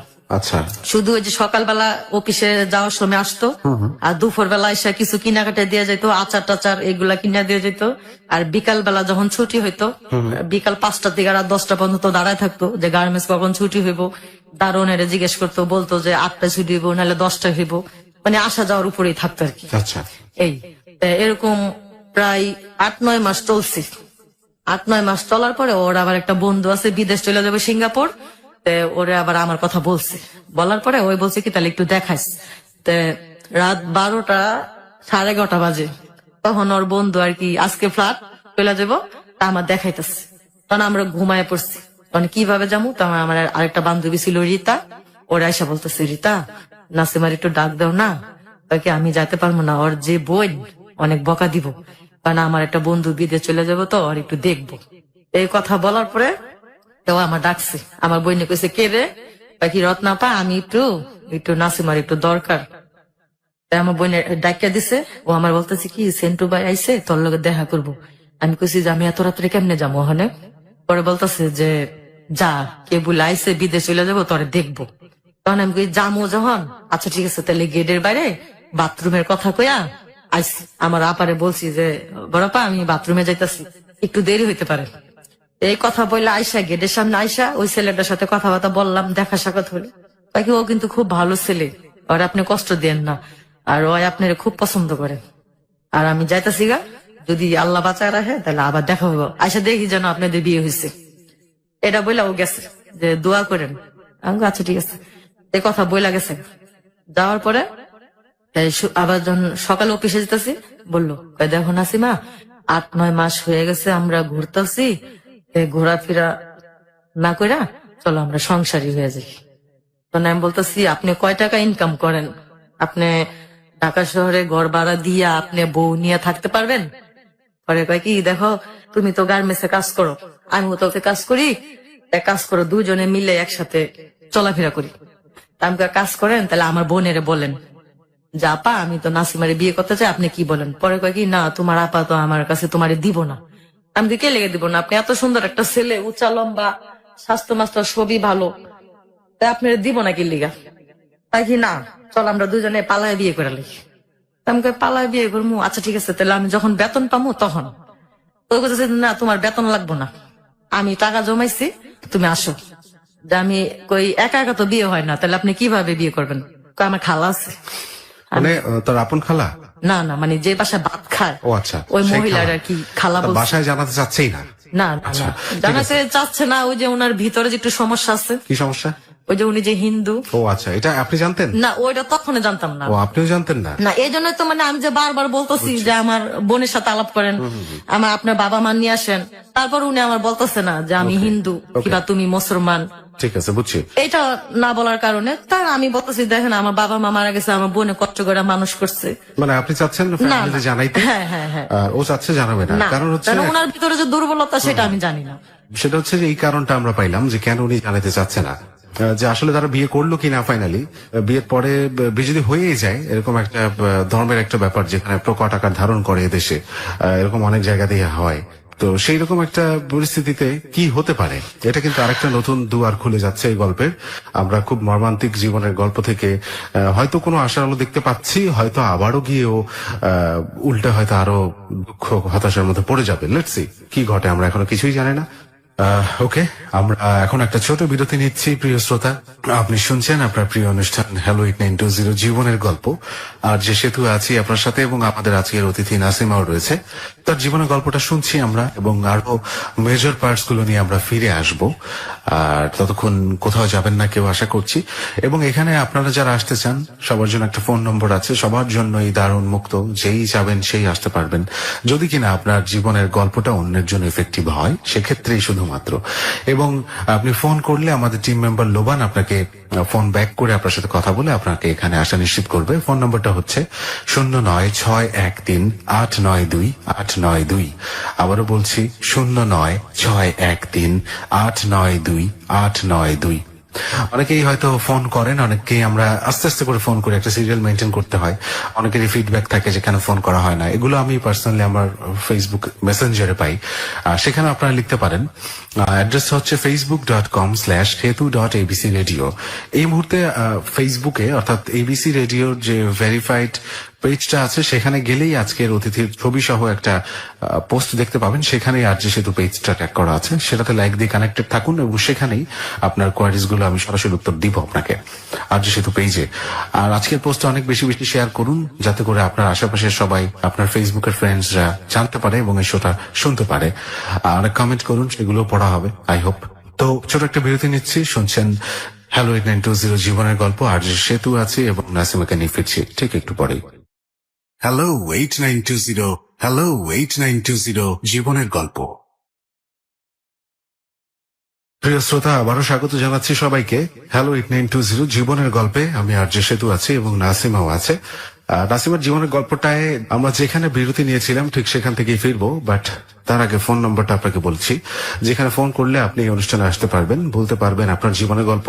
নম্বরটা হচ্ছে 09613892। আবারও বলছি, লিখেও রাখতে পারেন আপনি 09613892। আর আরজি সেতু নামে একটা পেজ আছে, যেটা ট্যাগ করা রয়েছে এবিসি রেডিও 89.2 FM এর ফেসবুক পেজে এই মুহূর্তে। সেখানে গেলে নাসিমার ছবি সহ একটা পোস্ট আছে, সেখানে আরজি সেতু পেজটা ট্যাগ করা আছে। এবং এই পোস্টে অনেক বেশি কমেন্ট করুন, তারপরে হচ্ছে পোস্টটা শেয়ার করুন, যাতে অন্যান্যরা জানতে পারে এবং অনুষ্ঠানটা শুনে আমাদের রেডিও স্টেশনের সাথে যুক্ত থাকতে পারে। ওকে, ফিরছি। আপনি যেখানে ছিলেন, যে আপনাকে বিয়ের জন্য বলছিল বারবার 8-9 মাস প্রেমের পরে, এবং তখনও বলেনি যে ও হচ্ছে হিন্দু ধর্মের অনুসারী এবং আপনি মুসলিম। যেটা একটা বিয়ে করতে গেলে, বিবাহ বন্ধনে আবদ্ধ হতে গেলে বাংলাদেশের মতো অনেক দেশেই হয়তো এই সমস্যাটা প্রকট হয়ে দাঁড়ায়। রিলিজিয়ন একটা বড় সমস্যা। সেখানে আপনারা কি করলেন? তারপর থেকে শুরু করুন। তখন আমি বলতেছি, দেখেন এখন তো আমি বেতন পাই নাই, বেতন পেলে উনি বলতেছে যে না, বেতন পাওয়া লাগবো না, আমার কাছে টাকা আছে, আমি জমাইছি, আমি তোমার কাজু পিছনে বিয়ে করবো। পরে আমি কি দেখেন, একা একা তো বিয়ে হয় না, সাক্ষী লাগে, লোক লাগে। আমার খালা আছে। আমি কই কেমন খালা? আমি যে খালার বাসায় ভাত খাই, ওই খালা আমারে বলছে যে তুই নিয়ে আহিস, সমস্যা নেই, আমরা দিব। তাহলে আমার ওই বান্ধবীর সাথে আমি আবার মিশার পরে বললাম কি, চম্পা সেন্টু আমার এগুলা বলে, এখন তুই কি করছ? তো বলে সবকিছু যখন হয়ে গেছে, প্রেম টেম হয়ে গেছে, তখন আর বাদ রাখবা কি দিঘা, যা বয়া পর। আমি কই কি তুই একটু আমার লগে চলিস? হ্যাঁ ভাই, আচ্ছা ঠিক আছে। আমি আর ও গেছি ওর সাথে। ও একটা সিএনজি ভাড়া করে নিয়ে এসছে। নিয়ে আসার পরে ও আমারে নিয়ে গেছে আরামবাগ, নিয়েছে আরামবাগ ওর খালার বাসায় নিয়েছে। ওর খালার আইনা বলতেছে যে খালা, আজকে আমি ওরে বিয়ে করবো, তুমি সবকিছু রেডি করো। তখন ওর খালাই কইলো যে ওর কি বাপ মা নাই? কইছে যে বাপ মা মারা গেছে, ওর বোন আছে, ভাই আছে। কইছে ভাই আছে, বোন আছে। ওই খালাটা কিন্তু জানতো যে ও হিন্দু। তারপর ওই খালাটা আমার বলে নাই। আচ্ছা, বলতেছে যে ওর বোন আছে, ভাই আছে, তুই হ্যাঁ কাছে কি না, কোয়া লাগবে না, আমরা নিজেরাই বিয়ে করবো। তেমন কথা তো না। আমি কইতাছি কি, আল্লাহ, আমার বাপ মারা গেল, মা মারা গেল, বোনে এত পাইলা দিলা বড় করলো, মানে আমার খুব চিন্তা হইতেছে এই কাজটা আমি করবো, এটা আমার বোনের না অনেক কষ্ট পাইবো। আচ্ছা, এই কাজটা আমি করবো। আমি হ্যাঁ মানে এত অনুরোধ করছি, করার পরে উনি বলতেছে দেখো তুমি কি আমার ভালোবাসো নাই? আমি হ্যাঁ বাসছি, এখনো বাসি, আমি তো না করি নাই। যদি তোমার বোন যদি না শিকার আহে, আমি না শিকার এলে তখন আমরা পালাই বিয়া করবো, এখন দরকার নেই। পরে উনি কইতাছে দেখো আমি সবাই কয়ে লেছি, আমার বন্ধু বান্ধব সবাই আইতাছে, আবার তুমিও তোমার বান্ধবীরে বলছো, তুমি এখন আবার না করতেছো কে? চলো থাক, ওই বিয়া হয়ে গেলে পরে ঠিক হয়ে যাইব এরকম কথা। তারপরে ওই খালার মেয়েরে নিয়ে উনি মার্কেটে গেছে। মার্কেটে গেছে, এই শাড়ি ছায়া ব্লাউজ এগুলো নিয়ে আসলো, কিছু রান্না বান্না করলো। তারপরে আমার বান্ধবীর নিয়ে আমি অনেক কান্তাছি। আমি কই কি দেশ চিনি না, বাড়ি চিনি না, একটা পোলার সাথে রাস্তায় পরিচয়, এতে সম্পর্ক হয়ে গেল, এখন আমি তার সাথে আবার বিয়ে বসে যাবো। আচ্ছা, এই জিনিসটা খুব খারাপ দেখা যায় না চম্পা? আগে খারাপ কি দেখস না, ছবিতে কি হয় বাস্তবে কি হয়, এগুলো আমি আবার বলতেছে, কয় বয়া যা, কোনো সমস্যা নাই, ও যদি আমারে কইতো আমি এমনি যাইতাম গা। আচ্ছা ঠিক আছে, তুই ওজন কইসস, তা যা। তো ও রাত্রে আবার মেহেন্দি টেন্দি বাটলো, মেহেন্দি টেন্দি বাটটা আমার গায়ে লাগাইলো, লাগাইতে লাগাইতে অনেক কাজী অফিসে গেছে, কাজী আসে না। এমন করতে করতে কাজী আসে না আসে না আসে না আসে না, একবারে বুড় হয়ে যেতেছে গা, বুড় হয়ে যেতেছে, তাও কাজী আসে না। তারপরে আরামবাগের কোন এক নেতা না কি জানি, মানে মামা মামা বলে আর কি, খুব আর কি, ওই লোকের ধরে নিয়েছে ওই মহিলাটা। আইনা বলতেছি কি যে সেন্টু তো এই মেয়েরে খুব ভালোবাসে, তখন কাজী আসতেছে না গার্জেন ছাড়া, কয়ে গেছিল, ভাই আপনি একটু কাজ করেন, একটু কাজীটা নিয়ে আসেন। তাই বললো কি আচ্ছা ঠিক আছে। তো ওই লোকটা আবার কাজী আনছে, কাজী আনার পরে বিয়ে হয়েছে, বিয়ে হয়েছে। বিয়ে হওয়ার পরে আমরা রাত্রে ওই বাসায় ছিলাম, সবাই একসাথে ছিলাম, সবাই একসাথে থাকার পরে পরের দিন আমার বোন কইতেছে আল্লাহ ওই কই গেল, বাসায় আহে না, এটা সেটা। চম্পা বাসায় গেছে আমার বোন, এই চম্পার মারে জিজ্ঞেস করলো যে খালা চম্পার সাথে কি নাসিমা আইছে? নাসিমা তো দেখছিলাম, চম্পা নাসিমা কই জানি গেছে। পরে আমার বোন আর কি কইছে কি আচ্ছা ঠিক আছে, যদি চম্পা আগে আহে তাহলে চম্পার একটু আমগো বাসায় যাইতে কেন গেছে। তো চম্পা বিয়া শাদী দেখে আয়সা পড়ছে, আয়সা পড়লে আমি কই কি চম্পা তুই এটা আমার বোনের কইস, আমার বোনের যেন আমরা না খোঁজে, তুই কইস নাসিমা যে ছেলেকে ভালোবাসতো ওই ছেলের সাথে ওর বিয়ে হয়ে গেছে গা, তুই একটু কইস। হ্যাঁ কই আচ্ছা। তেমন কত কথা আমার বইনে কইছে, এই চম্পা আমার বোনের কইছে যে রত্নাপা নাসিমারে খুঁজছেন না, নাসিমা একটা ছেলের ভালোবাসতো ওই ছেলের সাথে বিয়ে হয়েছে। তা আমার বোন আবার চম্পার বাসায় আইসা অনেক গালাগালি করছে চম্পারে, চম্পার মারে অনেক। আমার বোন এরকম ছিল না, আপনার মেয়ের সাথে চইলা এরকম হয়েছে, এটা সেটা, মানে দুনিয়ার কথা কইছে। কথা পরে অনেক ঝগড়াঝাটিও হয়েছে। 4 দিন না 5 দিনের সময় ওই বাসায় আমরা আর কি ভিন্ন ভিন্ন আর কি থাকতেছি, একসাথে এখনো হয় নাই। না হওয়ার কারণে পরে একদিন আমি বলছি কি তাই এখন চলেন আমাদের বাসায় চলে যাই, এখন আপনি খালার বাসায় কয়দিন থাকুন। তো ওই খালাটা আবার বেশি ভালো না, যে লোকটারে নিয়ে ছিল বিয়া পড়াইতে, ওই লোকটা জানি ওই খালারা জানি কি বললো, তো ওই মহিলা আবার আমার ওই লোকের বাসায় নিয়ে গেছিল, মহিলা আবার ওই লোকের বাসায় আমার নিয়ে গেছিল। নিয়ে যাওয়ার পরে লোকের বাসায় ওই যে লোকটা উকিল নিয়ে উকিল জানি হুজুরে নিয়ে আসলো বিয়া পড়ানোর জন্য, ওই লোকটা আর কি বেশি ভালো না, ঠিক আছে। কারণ ওই লোকের বাসায় আমার নিয়ে গেল, মানে ওনার জানি কি বললো, বলার পরে আমার কয় কি এই সেন্টু তো কাজে গেছে গা, তো ল তুই আর আমি ওই বাইগো বাসার যে। আমি কই হ্যাঁ মেসে থাকে, মেসে কি যাবো, তাই কিছু হইব না। গেছি মনি হ্যাঁ হারে লোকটা বসা, তা আমার কয় কেন আমি বলছি ওই লোকটাতে হ্যাঁ যদি ভাই ডাকে তাহলে আমি তার মামা ডাকবো। আমি বলছি যে মামা ভালো আছেন? হ্যাঁ ভালো আছি, বসো। বসছি, বসার পরে ওনারা বললো কি যে না তোমার টাকা দিলাম, তুমি দোকান থেকে কিছু কিনা নিয়ে আসো। ওই দোকানের কথা বললা, ওনারে দোকানে পাঠাইছে। পাঠানোর পরে আমার বলতেছে যে সেন্টু নাপিতের কাজ করে, তুমি ওরে কেমনে পছন্দ করলা, আমি অনেক টাকা ইনকাম করি, মানে এগুলা বললা উনি আমার কাছে আসতেছে। কাছে আসার পরে আমি বলছি সি মামা। তখন কি বিয়ে হয়ে গেছে? হ্যাঁ হ্যাঁ বিয়ে হয়ে গেছে। বলতেছি সি মামা আপনি এই কাজ, মানে বিয়ে হয়েছে ঠিকই, মানে এখন আমি জানতে পারতেছি না যে ও হিন্দু, কারণ ওর সাথে আমার এখনো মিলামিশা হয়নি আর কি, এই জন্য আমি বুঝতে পারতেছি না। তখন আমি বললাম সি মামা, মামা শব্দটা বুঝেন, মামা শব্দটা কি, আপনি যে আমার সাথে এই নোংরা কাজটা যে করতেছেন, সি। তখনকার থেকে আর কি ওই মহিলার প্রতি আমার একটা ঘৃণা আসলো। তো ওরে খালা জানে, তারপরে আমি ওনারে খালা বললাম, আর সেন্টুর সাথে আমার বিয়ে হইলো, কিভাবে আমার এখানে নিয়ে আসলো। আমি ওরা মানে ওনার যে কি জানি আনতে দিছে, ওটার অপেক্ষায় না থেকে আমি বাইরে এসে পড়ছি। আচ্ছা, বাইরে এসে আমি আমার স্বামীরে তখন বলতেছি, তখন তো উনি আমার স্বামী, তখন তার ইয়া না, তখন আমার স্বামীর আমি বলতেছি দেখো এই যাই কিছু হয়েছে আমি আর এখানে থাকবো না, এখন আমার বাসায় চলো, আমার বড় আপার কাছে যাই, যদি আমার বড় আপা না মানে তখন আমরা আলাদা ঘর বাড়ি নিয়ে মনে আসো। আমি কেমনে যাবো, আমার যদি আমার কোনো কিছু করে, আমি কাছা আগেও ভয় পাইছো এখনো ভয় পাইতেছো, কোনো কিছু করবো না, চলো। গেছি আমার বোনের বাসায় গেছি, অনেকগুলা মিষ্টি টিষ্টি নিয়ে গেছি। আমার বোন কি করলো, মিষ্টি বাইরে ফিক্কা ফালাই দিছি।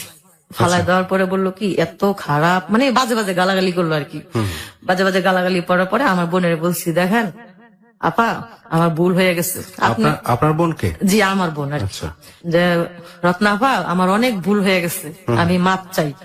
তো ও আমার পছন্দ করতো, আমি ওরা পছন্দ করতাম। তখন আমার বোনও জানে না যে ও হিন্দু, আমিও জানি না যে হিন্দু। আচ্ছা। এটা বলছি, বলার পরে আমার বোন কইতেছে যে না তোকে এই ঘরে কোনো জায়গা নেই, তার কই থাকবি যা থাকবে, আমার ঘরে জায়গা নেই। পরে আমি কি করলাম, তা আমার জামাই এখন আমার বলতেছে যে ওখানে কি করবো, এক কাজ করবো, আমরা বাসা বুক ঘর ভাড়া নেই, আসো। তো গেছি গা, তা বাসা বুক যায়া বাসা বুক হলের সাথে ঘর খুঁজা পাইছি। ঘর খুঁজা পাওয়ার পরে ওখানে তো হাড়ি পাতিল বিছনা টিছনা কিছুই নাই। তো ও আবার কাজ কইরা একটা ভাতের পাতিলা তরকারি পাতিলা মানে চলার মতো আর কি কিছু নিয়ে আসলো। নিয়ে আসার পরে যখন আর কি ওখানে আমরা দুইজন একসাথে থাকবো আর কি, এক ঘর নিছি, এখন যখন দুইজন একসাথে থাকবো, এখন আর কি উনি আমারে চিনবো, আমি ওনারে চিনবো, এই আর কি। আর এই কয়দিন আমরা মানে এভাবেই ছিলাম আর কি। তো এখন যখন একসাথে রান্না বান্না করছি, খাওয়া দাওয়া হয়েছে, এখন আমরা যখন মানে শুইতে গেছি, তখন ও আমারে বলতেছে দেখো নাসিমা, আমার দুইটা হাত ধরছে। দুইটা হাত ধরার পরেও আমার বলতেছে নাসিমা আমি তোমার একটা কথা বলি, তুমি কষ্ট পাও না। আমি কই কি কষ্ট বলেন? কয় তুমি কথাটা শুনলে অনেক কষ্ট পাইবা। আমি কই কি কথা বলেন আপনি, শুনি, কোনো সমস্যা নাই বলেন। কয় যদি তুমি শোনো, শোনার পরে কি তুমি থাকবা না চলে যাবা? আমি কই যদি থাকার মতো হয় তাহলে থাকবো, আর যদি চলে যাওয়ার মতো হয় তাহলে আমি চলে যাবো। তখন কয় কি আমি তো হিন্দু। যখন এই কথাটা বলছে মানে আমি কি বলবো, মানে উপর আল্লাহ ছাড়া কেউ জানে না যে আসমান কি আমার মাথায় ভাঙ্গা পড়লো না কি, মানে আল্লাহ ছাড়া কেউ জানে না। তারপর আমি বলতেছি আচ্ছা কি হয়েছে, হিন্দু সিন্দিকে কি হয়েছে? তাহলে আচ্ছা আপনি যখন হিন্দু, তাহলে আমার যে কলমা কইয়া যে বিয়ে করলেন, তখন আপনি ওই কলমাটা কিভাবে বললেন?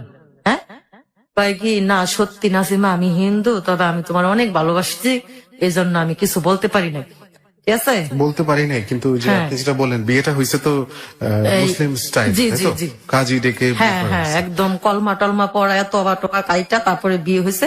মানে ওইখানে যখন আমরা আলাদা বাসা ভাড়া নিছি, তখন আর কি বিস্তারিত জানছি যে ও আসলে সত্যি হিন্দু। তখন আমি বলছি যে এটা তো লুকানোর কোনো ছিল না, তো বিয়ের আগে আপনি আমার বলতে পারতেন, দরকার পড়লে আমি আবার আপনাকে মুসলমান বানাইয়া তারপরে আমি আবার ফিরে বিয়ে করতে পারতাম। যেহেতু আপনি আমার ভালোবাসেন, আমি আপনার ভালোবাসি, তাহলে এরকম করলেন কেন? এটা করার পর আমি বলছি যে আমার যে আশেপাশের লোকজন আছে, বান্ধবী আছে, আত্মীয় স্বজন আছে, আমি তাদেরকে কি বলবো বলেন? এখন আপনি বলেন না, আপনি কিছু বলতে পারবেন না, আপনি দেশে বাড়িতে আমার কোনোদিন নিয়ে যেতে পারবেন নাকি আমি কোনোদিন কিছু করতে পারবো? তো করতে করতে মানুষে বলে না যে সত্যি কথা কোনোদিনও চাপা থাকে না, একভাবে না একভাবে বাস্তব হয়। তা আমি বলছি আমার বান্ধবীর কাছে, চম্পার কাছে, আমি কই, চম্পা দেখ তোর জীবনটা যে জায়গা নষ্ট হইতো সেই জায়গা আমার জীবনটা নষ্ট হয়েছে। কই কিরকম? আমি কি সেন্ট দ্য হিন্দু। কই কি কর? আমি কই হ সত্যি ও হিন্দু, আমার কাছে কইছে। তারপরে এরকম এরকম। তারপরে আমার আরেকটা বান্ধবী রীতা, যে বান্ধবীর আমার রাত্রে ডাইকা নিয়েছিল, ওর কাছে আমি বলছি যে রীতা দেখ এটা ওটা কাজ করলো, কখন আমি কি করবো? করছে ভালো হয়েছে, এখন ওর তুই মুসলমান বানাবি, তখন কি করবো? কিছুই করার নাই। ওখানে না কইতে পারতেছি আমার বোনের কাছে, না কইতে পারতেছি কারো কাছে, মানে শুধু দুজনের সাথে আমি শেয়ার হইতাছি। হওয়ার পরে ওখানে ওই আমার কইতাছি এক কাজ কর, তুই তোকে বাড়িওয়ালার কাছে বল। আমি কই বাড়িওয়ালার কাছে যদি আমি বলি, বাড়িওয়ালা যদি ওরে মারে তখন কইব না যে ও সিটারি করে কি লিগে বিয়াটা করলো। এটা না করার পরে আমি বাড়িওয়ালার মানে বাড়িওয়ালির সাথে আলাপ করলাম, বললাম কি খালাম্মা যদি ভুল বেয়াদবি হয় তাহলে মাফ করে দেন। মানে ও আমার সাথে প্রেম করছে, আমি প্রেম করছি, তাহলে ও যে হিন্দু আমার এটাকে বলে নাই, এখন তো আমরা বিয়ে করছি কলমা কইরাই। তখন আমিন বাইরে বইলা ওর একটু ব্যবস্থা করে দেন। পরে উনি আবার আমার জিজ্ঞাসা করলো যে তোরা কি মিলামিশা করছস? আমি কি আমিন না। ভাইটা কি? মানে ওই বাড়িওয়ালার ছেলে। আচ্ছা, ওই কি ব্যবস্থা করতে বললেন? মানে ওনাকে আর কি মুসলমান বানাবে আচ্ছা। কিবা যেটাই হোক আর কি হ্যাঁ হ্যাঁ করতে ওইটা। হবে। হ্যাঁ, তো তখন বললো কি আচ্ছা ঠিক আছে তাহলে আমিন আইসা নে, তারপর আমি বলবো। তখন আমিন ভাই আসছে, ওনার মা আমার ডাকাইছে, ওরেও ডাকাইছে। ডাকানোর পর আমিন ভাই বললো যে দেখো তুমি কি এটা একটা কাজ করলা, তুমি তো খুব অন্যায় কাজ করছো। ভাই মারেন কাটেন যাই করেন, আমার ভুল হয়ে গেছে, আমি করছি। এখন আপনারা আমার যে প্রস্তুতি নিতে বলবেন আমি সেই প্রস্তুতি নিব, সেটাই নিব। আচ্ছা, তারপরে? হ্যাঁ, তারপরে আমিন ভাইরে বললাম যে আমিন ভাই এরকম এরকম ব্যাপার, এখন কি করবো বলেন। তারপরে বললো যে তুমি কি কাজটা খুব খারাপ করলা, তুমি হলে এক জাত ও আর এক জাত, এটা যদি মানুষে শুনে তোমার এখানে কি করবো কও। তারপরে বললো যে ভাই আমার ভুল হয়ে গেছে, আপনি আমার মাফ করে দেন, এখন আপনি আমার যে প্রস্তুতি নিতে বলবেন আমি সেই প্রস্তুতি নিব। নেওয়ার পর আল্লাহ ওনার আম্মা আবার বললো কি আচ্ছা ঠিক আছে থাক, একটা হিন্দু ছেলের যদি মুসলমান বানানো যায় তাহলে আমাদের অনেক সওয়াব আছে, আচ্ছা থাকুক, যাই হয়েছে হয়েছে, এটা ওর ভাগ্যে ছিল এই জন্য হয়েছে। এরপরে আমিন ভাই আবার কি করলো, এই যে যারা মুসলমানি করায় না ওই লোকের ডাইকে নিয়ে আসলো, ডাইকে নিয়ে আসার পরে ওনারা আর কি সব ব্যবস্থা করে দিল। ব্যবস্থা করে দেওয়ার পরে ডাক্তারের মাধ্যমে আর কি জিনিসটা করলো, করার পরে মসজিদে নিয়ে তবা টবা কাদায়া কলমা টলমা পড়ায়া সবকিছু আর কি নতুন করে আবার ইয়া করলো, আবার বিয়ে পড়াইলো। বিয়ে পড়ানোর পরে ওনার দেশের বাড়িতে আর কেউ জানতেছে না, না জানার পরে এই যে আমাদের সব হয়ে গেল আর কি, মানে সংসার আর কি করতেছি, করতে করতে ও আবার ইনকাম করতে পারতো না। কেন? এই সেলুনে কাজ করে আর কয় টাকাই পায়। তে একদিন কাজে গেলে বাজার হয়, একদিন কাজে না গেলে বাজার হয় না, মানে সে আর কি আমার বাবা মার ইতিহাসই আর কি আবার ঘুরে আর কাছে যে কষ্টটা আমি বাবা মার ঘরে করছি সেই কষ্টটা এখন আমি আবার স্বামীর ঘরে আবার হচ্ছে, তাই তো? হচ্ছে। আচ্ছা। আর মাঝখানের জীবনটা আমার একটু ভালো ছিল, একটু যে ভালো ছিল। গার্মেন্টসে কাজের জীবনটা আর কি Okay. ভালো ছিল। এবং আপনি তো সুখের জন্য বিয়ে করছেন জি। ফাইনালি। হ্যাঁ। তো দেখি আমরা এখানে আরো একটা বিরতি নিই। প্রিয় শ্রোতা, ও নিজেই বললো যে মাঝখানে জীবনটা একটু ভালো ছিল, যে জীবনটা আমরা শুনে ফেলেছি, এবং বিয়ে করলো, বিয়ে করেও সে শান্তিটাও পাই নাই। তারপরেও একটা ঝামেলা ছিল, ধর্মান্তরিত হলো, যেগুলো খুব প্র্যাকটিক্যাল কিছু প্রসেস আছে সেগুলো মেনটেন করেই হলো, এবং তারপরে কি হবে সেটার জন্য আমরা অপেক্ষা করছি। আপনি কোথাও যাবেন না, শুনছেন হ্যালো 8920 জীবনের গল্প। আর যে সেতু আছে এবং আছে আজকের অতিথি নাজিমা। ছোট একটা বিরতি নিয়ে ফিরে আসছি। হ্যালো 8920 জীবনের গল্প। হ্যালো 8920 জীবনের গল্প। স্বাগত জানাচ্ছি আপনাদের সবাইকে হ্যালো 8920 জীবনের গল্পে। আজকের অতিথি নাসিমার কাছে আমি ফিরছি। সংসার শুরু করলেন, অতিথির কাছে জি। ফিরছি। ওকে মুসলমানি করানো হলো অ্যাজ পার যে প্রসেস সেগুলো, তারপরে সংসার শুরু করলেন, বাট ইনকামের ব্যবস্থা ভালো না। জি না। আপনি তখন গার্মেন্টসে কাজ করেন? হ্যাঁ আমি গার্মেন্টসে কাজ করি। পরে এরকম কত টাকা পান গার্মেন্টস থেকে? হ্যাঁ। ওই সময় কত পাইতেন? ওইখানকার সময় 4000 টাকা। আর ঘর ভাড়া নিয়ে আলাদা থাকছিলেন? হ্যাঁ। ঘর ভাড়া কত দিতেন? 900 টাকা। 900 টাকা। ওই 900 টাকা ঘর ভাড়া আমার হাজবেন্ড দিতে পারেনি। পারে নাই? পারে নাই। সেলুনে কি এত কম ইনকাম? মানে কি, হ্যাঁ, মানে সেলুনে 900 টাকা দেওয়ার মতো তো ক্যাপাবিলিটি ছিল না না? না না, উনি বাজারই করতে পারে নাই। একটা ভালো জিনিস খাইতে মন চাইলে, মুরগি টুরগি খাইতে মন চাইলে উনি খাইতে পারে নাই। আচ্ছা জি। ঠিক আছে, তখন আমি কাজে গেলাম। কাজে যাওয়ার পরে যখন উনি ভালোই থাকতো, কয়দিন আমাদের সংসার খুব ভালোভাবে চললো। চলার পরে মানে সেলুনের কাজ ছাইরা অনেক ধরনের কাজ খুঁজলো, যে দেখি পয়সা কোন জায়গায় আছে। তারপরে কিছু হলো না, এই গুলিস্তান কিসের কাজ জানি নিছিল, সেলুনের কাজ ছাড়ার পরে তাকে পুলিশে ধরে নিয়ে গেছে। পুলিশে ধরছে? জি। কারণটা কি? ওই যে মানে কিসের কার্ডটা বিক্রি করে, আগের ভিউ কার্ড ছিল না, জি। নায়ক নায়িকাদের ভিউ কার্ড ছিল, তো ওইগুলো আর কি বিক্রি করতো। তারপরে গুলিস্তান থেকে ওনারে পুলিশে ধরে নিয়ে গেছে। তখন আবার আমার সন্তান পেটে ছিল, এখন কি করবো, মানে তো তার 2টা টাকা বেশি উপার্জনের দরকার। আচ্ছা একটু ক্লিয়ার করি, এখানে শুধু ভিউ কার্ড বিক্রির জন্য নয়, সাথে হয়তো বা ভিউ কার্ড গুলো যেটা আমরা মিন করছি নায়ক নায়িকাদের ছবি, হ্যাঁ। হয়তো একটু অশ্লীল ছবি টবি ছিল। জি জি। আচ্ছা এই টাইপের কিছু জিনিসপত্র বিক্রি করতে হয়। হ্যাঁ হ্যাঁ। আচ্ছা তো ওইগুলো আবার ওনাকে পুলিশে ধরছে, ধরার পরে থানায় নিয়ে গেছে। থানায় নেওয়া যাওয়ার পরে আমি তো গার্মেন্টসে মানে কোনো খোঁজ খবর নাই। তো রাত্রে উনি বললো যে আমি আসতাছি বললে ওনার কোনো খবর নাই। না খবর থাকলে তা ওই মুহূর্তে আবার আমার বাচ্চা পেটে আর কি আমি অন্তঃসন্ত। তখন আমি কি করবো, তখন আমার মনে একটা গভীর ছিল, চিন্তা আসলো যে আল্লাহ, ও আগে গেল না, এখন আমার সন্তান পেটে, ও এখন আমার চলে গেল গা। আচ্ছা ও তো আসলে অনেক খারাপ লোক, মানে এগুলা চিন্তা ভাবনা করতে করতে করতে করতে যখন এই সকালবেলা থানার থেকে খবর আসলো আমার বাসায় যে অমুক গুলিস্তান কাজ করতো অমুক নামে, তারে গতকালকে পুলিশে ধরছে। জি। অনেকগুলো শুই না আমি মানে কানতে কানতে শেষ। এখন আমার বোনের কাছেও আমি যাইতে পারবো না, আমার ভাইয়ের কাছেও যাইতে পারবো না, আমি কারো কাছে যেতে পারবো না, কারণ এরা সবাই আমার মানে ত্যাগ করে দিচ্ছে। ভাই বোনের কাছ থেকে সবাই আমার ত্যাগ করে। আমি কি করবো, করার পরে এক লোকের নিয়ে গেছি, লোকের নিয়ে ওই গুলিস্তান গেছি, যে যেই লোকের কাঠগুলা বিক্রি করে ওই লোকের ধরছি। আচ্ছা ধরার পরে ওনারে বলছি যে ভাই দেখেন, ও তো এরকম মানে যেভাবে হোক, মানে আপনার কাজ করতে যাই ও পুলিশের হাতে ধরা হয়েছে, মানে আপনি আমার ছোড়া নেন। তো ওই লোকে বলছে কি যে তুমি বাসায় যাও, কোনো চিন্তা করো না, আমি ওরে নিয়ে আসতেছি। তা নিয়ে আসার 2-3 দিন পরে নিয়ে এসেছি। নিয়ে আনার পরে এখন বাসার ঘর ভাড়াও দিতে পারতেছে না, আবার আমার বাচ্চা পেটে, এখন মানে কি যে অবস্থায় আছি, মানে উপর আল্লাহ ছাড়া কেউ জানে না। তো এরকম করতে করতে ও আমার কয়েক নাসিমা তুমি চিন্তা করো না, আমি দেশে যাই। দেশে যাই, তা আমার বাবা মা তো আর জানে না যে আমি মুসলমান হয়ে গেছি, এবার তোমারে বিয়ে করছি। তা আমি দেশে যা টাকা নিয়ে আই। ও দেশে গেছে 10-15 দিন হয়ে গেছে, আসে না, কোনো খবরও নাই। আমি ওর দেশও চিনি না, গেছে, আবার এই অবস্থা আমার বাচ্চা পেটে, মানে আমি কি যে কর্ম, মানে কোনো রাস্তা নেই। তাহলে আমার ওই চম্পা বান্ধবীটারে নিছি, নিয়ে হেরা কাবিনের কাগজটা উড়ে আনছি। কাবিনের কাগজটার ভিতরে মানে ওর সঠিক ঠিকানা লেখা ছিল আর কি।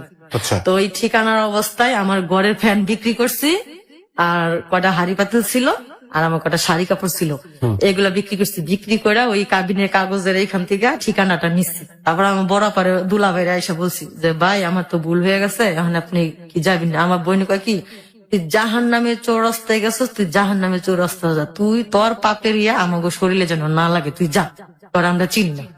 এই কথা কয়া তারপর আমার দুলাবাড়ি কইছি, আচ্ছা আমি অচেনা গ্রামে যাইতেছি, যেহেতু আমি অন্যায় করছি, আমার ইয়াটা আমি খুঁজে বাই করবো, কারো লাগবো না। তা আমার বান্ধবীর না, এর আগে আবার ওর একটা বন্ধুরে পাঠাইছি। আমি কই কি, সুলতান ভাই দেখেন সেন্টুর এত ভালো মনে করতাম, ও এই কাজটা কেমনে করলো? কই কি ভাবি, আচ্ছা ঠিক আছে, তা আমার ভাড়া টাকা দেন, আমি যাই। তো ভাড়ার টাকা আমি একা দিচ্ছি, ও গেছে, যায়া ওরে বলছে যে তুই যে দেশে যে ঢাকা যেরকম করে থইলি, তখন ওই মেয়েটার অবস্থা কি হইব। আর ও আবার ওর কাছে বলছে কি, তুই একটু নিয়ে আহিস, আমি আর ঢাকা শহরে যাবো না, তুই ওরে নিয়ে আহিস, আমি ওরে নিয়ে নিয়ে থাকবো। থাকার পরে ও ছেলেটা আর আমার বলে না, ও ছেলেটা আইসা বলছে কি ওর সাথে আমার দেখা হয়নি, ও আর কি গাদ্দারি করছে আমার সাথে। করার পরে তা আমি আমার চম্পা বান্ধবীরে বলছি কি, চম্পা চল তুই আর আমি যাই। তা আমার পরনের শাড়ি ছিল, সেই শাড়িগুলা বিক্রি করছি, ঘরের ফ্যান ছিল সেটা বিক্রি করছি। তখন আমাদের ঘরে মানে কিছুই ছিল না, নিচে বিছানা। তো ওইগুলা নিয়ে গেছি, গ্রামে গেছি, সায়দাবাজার থেকে বাস উইটায় গেছি। জি। যাওয়ার সাথে সাথে মানে এমন বৃষ্টি আইছে, আমার কথা হলো যদি আমি দেশ গ্রাম না চিনি তাহলে আমি আবার ঢাকা রিটার্ন আসবো। আচ্ছা। মানে এরকম অবস্থা, এরকম বৃষ্টি আসলো, নাই নাই নাই, পরে যাক আল্লাহ কি হুকুম, বাজারে বলে ওর দোকান ছিল, ওর বাবার নাম বলছি, সবাই চিনছে। চিনার পরে বলছে কি হ্যাঁ যে অমুকের পোলা অমুক এখানে ছিল, আছে। তোর ছোট বাইরে খবর দিছে, ওর ছোট বাইরে কাছে কি তোর ভাইয়ের বউ, তখন তুই কি করবি, বাড়িতে নিবি নাকি তোর ভাই ঠিকানা দিবি? তো ভাই তো নসন্দি গেছে গা, এই জায়গা থাকবো না। তো ওই কুমিল্লার থেকে আবার নসন্দি আসলাম বান্ধবীরারে নিয়ে। নসন্দি আইসা দেখি আমার ননাসের বাড়িতে, ওই আমার ননাসেও আবার মুসলমান। আচ্ছা। ওনার ফ্যামিলির ভিতর থেকে 5 জন মুসলমান, ওনারা আচ্ছা 5 জন ভাই বোন বাগনা টাগনা মিলায় ওনারা 5 জন। তো ওদের ফ্যামিলির ভিতরে 5-6 জন। ওর বড় ভাই একটা মুসলমান মেয়েকে ভালোবাসা, তারপরে ওই যে দেশ গ্রামে ধান খেতে বিষ দেয়, সে বিষ খায় মারা গেছে। তো ও এরকম করলো, করার পরে তা আমি আবার নসন্দি ঠিকানা দিয়েছে, নসন্দি আসলাম। আসার পরে ওর বোন মানে আমার সাথে অনেক খারাপ ব্যবহার করছে। ওই মুসলমান, ওইটাও হিন্দু ছিল, মুসলমান হয়েছে। তো ওর বোনে আমার সাথে অনেকদিন জাগা টাগা দিছে, দেওয়ার পরে ওর বোনের সাথে আমি 9 মাস রয়েছি। 9 মাস থাকার পরে যখন ওর বোন আমার অনেক অত্যাচার করতেছে, তখন ওরে নিয়ে আমি ঢাকা আবার পলায় এসে পড়ছি। পলায় আসার পরে আমি বলছি কি যে তুমি কাজে যাও, আমিও কাজে যাই। এরকম করতে করতে ওর আবার বিয়ের আগে ওর টিবি রোগ ছিল, টিবি রোগ ছিল, এটা আবার এতদিন ভাসে নাই। যখন আমার ছেলে দুনিয়াতে আসলো তখন ওই অসুস্থ হয়ে পড়লো। আচ্ছা। তা আমার বোনের কাছে গেছি, আমার বোন মানে পাত্তাই দেয় না। আমার বড় ভাইয়ের কাছে কেউ পাত্তা দেয় না, আমার চাচার কাছে গেছি তাও কেউ পাত্তা দেয় না। না একটু ভুল হয়েছে, যখন এই জেলখানায় গেছে তখন আমারে নিয়ে গেছিল দেখা করতে। তখন ও আমার হাত ধরে বলতেছে যে নাসিমা 1 মাস হোক 2 মাস হোক আমি কিন্তু জেলখানা থেকে বাইরে আসবো। আমার যে সন্তানটা তোমার গর্বে, তোমার বোন তোমার ভাই যদি নষ্ট করতে চায় তুমি ওটা নষ্ট করবে না, আমি যদি না থাকি তাহলে ওইটাই তোমার সম্পদ। তারপরে ও আমার বোন আমার হাসপাতালে নিয়ে গেছিল যে আমার বাচ্চা নষ্ট করে লাগবো। আমি বলছি যে না, আমি বাচ্চা নষ্ট করবো না। ও যখন আমার হাত ধরে বললো আমি ওর রিকোয়েস্টটা রাখবো। রাখার পরে আমার ছেলে হয়েছে, ওরা আমার বোন ছোটায় আনছে। আমার বোন অনেক ছোটায় আনছে, আমার যে বোনটা রাগ করছিল ওই বোনটা ছোটায় আনছে। আমি খাই না, বসে থাকি, কান্নাকাটি করি, তখন আমার বোনের মায়া লাগতো, আমার বোন ছোটায় আনছে। আনার পর যখন আমার ছেলে পৃথিবীতে আসলো তখন আমার স্বামী অসুস্থ হয়ে পড়লো।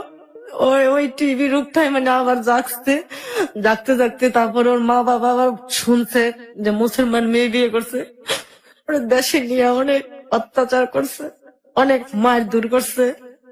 তারপরে আমি ওদের গ্রামে গেছি, ও হিন্দু বাড়িতে আমিও ঢুকছি, ঢুকার পরে আমারও বাড়িতে ঢুকতে দেয় নাই। তারপরে বাধ্য হয়ে আমি নিজেও শাঁখা সিঁদুর পড়ছি শুধু আমার স্বামীর কারণে। আজকে সত্যি ওর কথাটাই সত্যি হইলো যে ও আজকে আমার কাছে নাই, সারা দুনিয়াতেই নাই। ও এমন জায়গায় চলে গেছে, ও আর কোনদিন আসবে না। মানে কি হয়েছে তার? উনি মারা গেছে, 1 বছর হয়েছে। কিভাবে মারা গেছে? এই জন্য আজকে আমার এখানে আসা। আজকে আমার স্বামী আমার কাছ থেকে নাই, আমার জীবনটা পুরো অন্ধকার। আমার মতো যেন এরকম যেন আর কেউ না করে।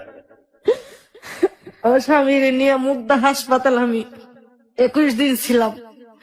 খালি রক্ত পরীক্ষা করে, পেশাব পরীক্ষা করে, এই পরীক্ষা করে, সেই পরীক্ষা করে, কোন রিপোর্টই ধরা খায় না যে উনি অসুস্থ।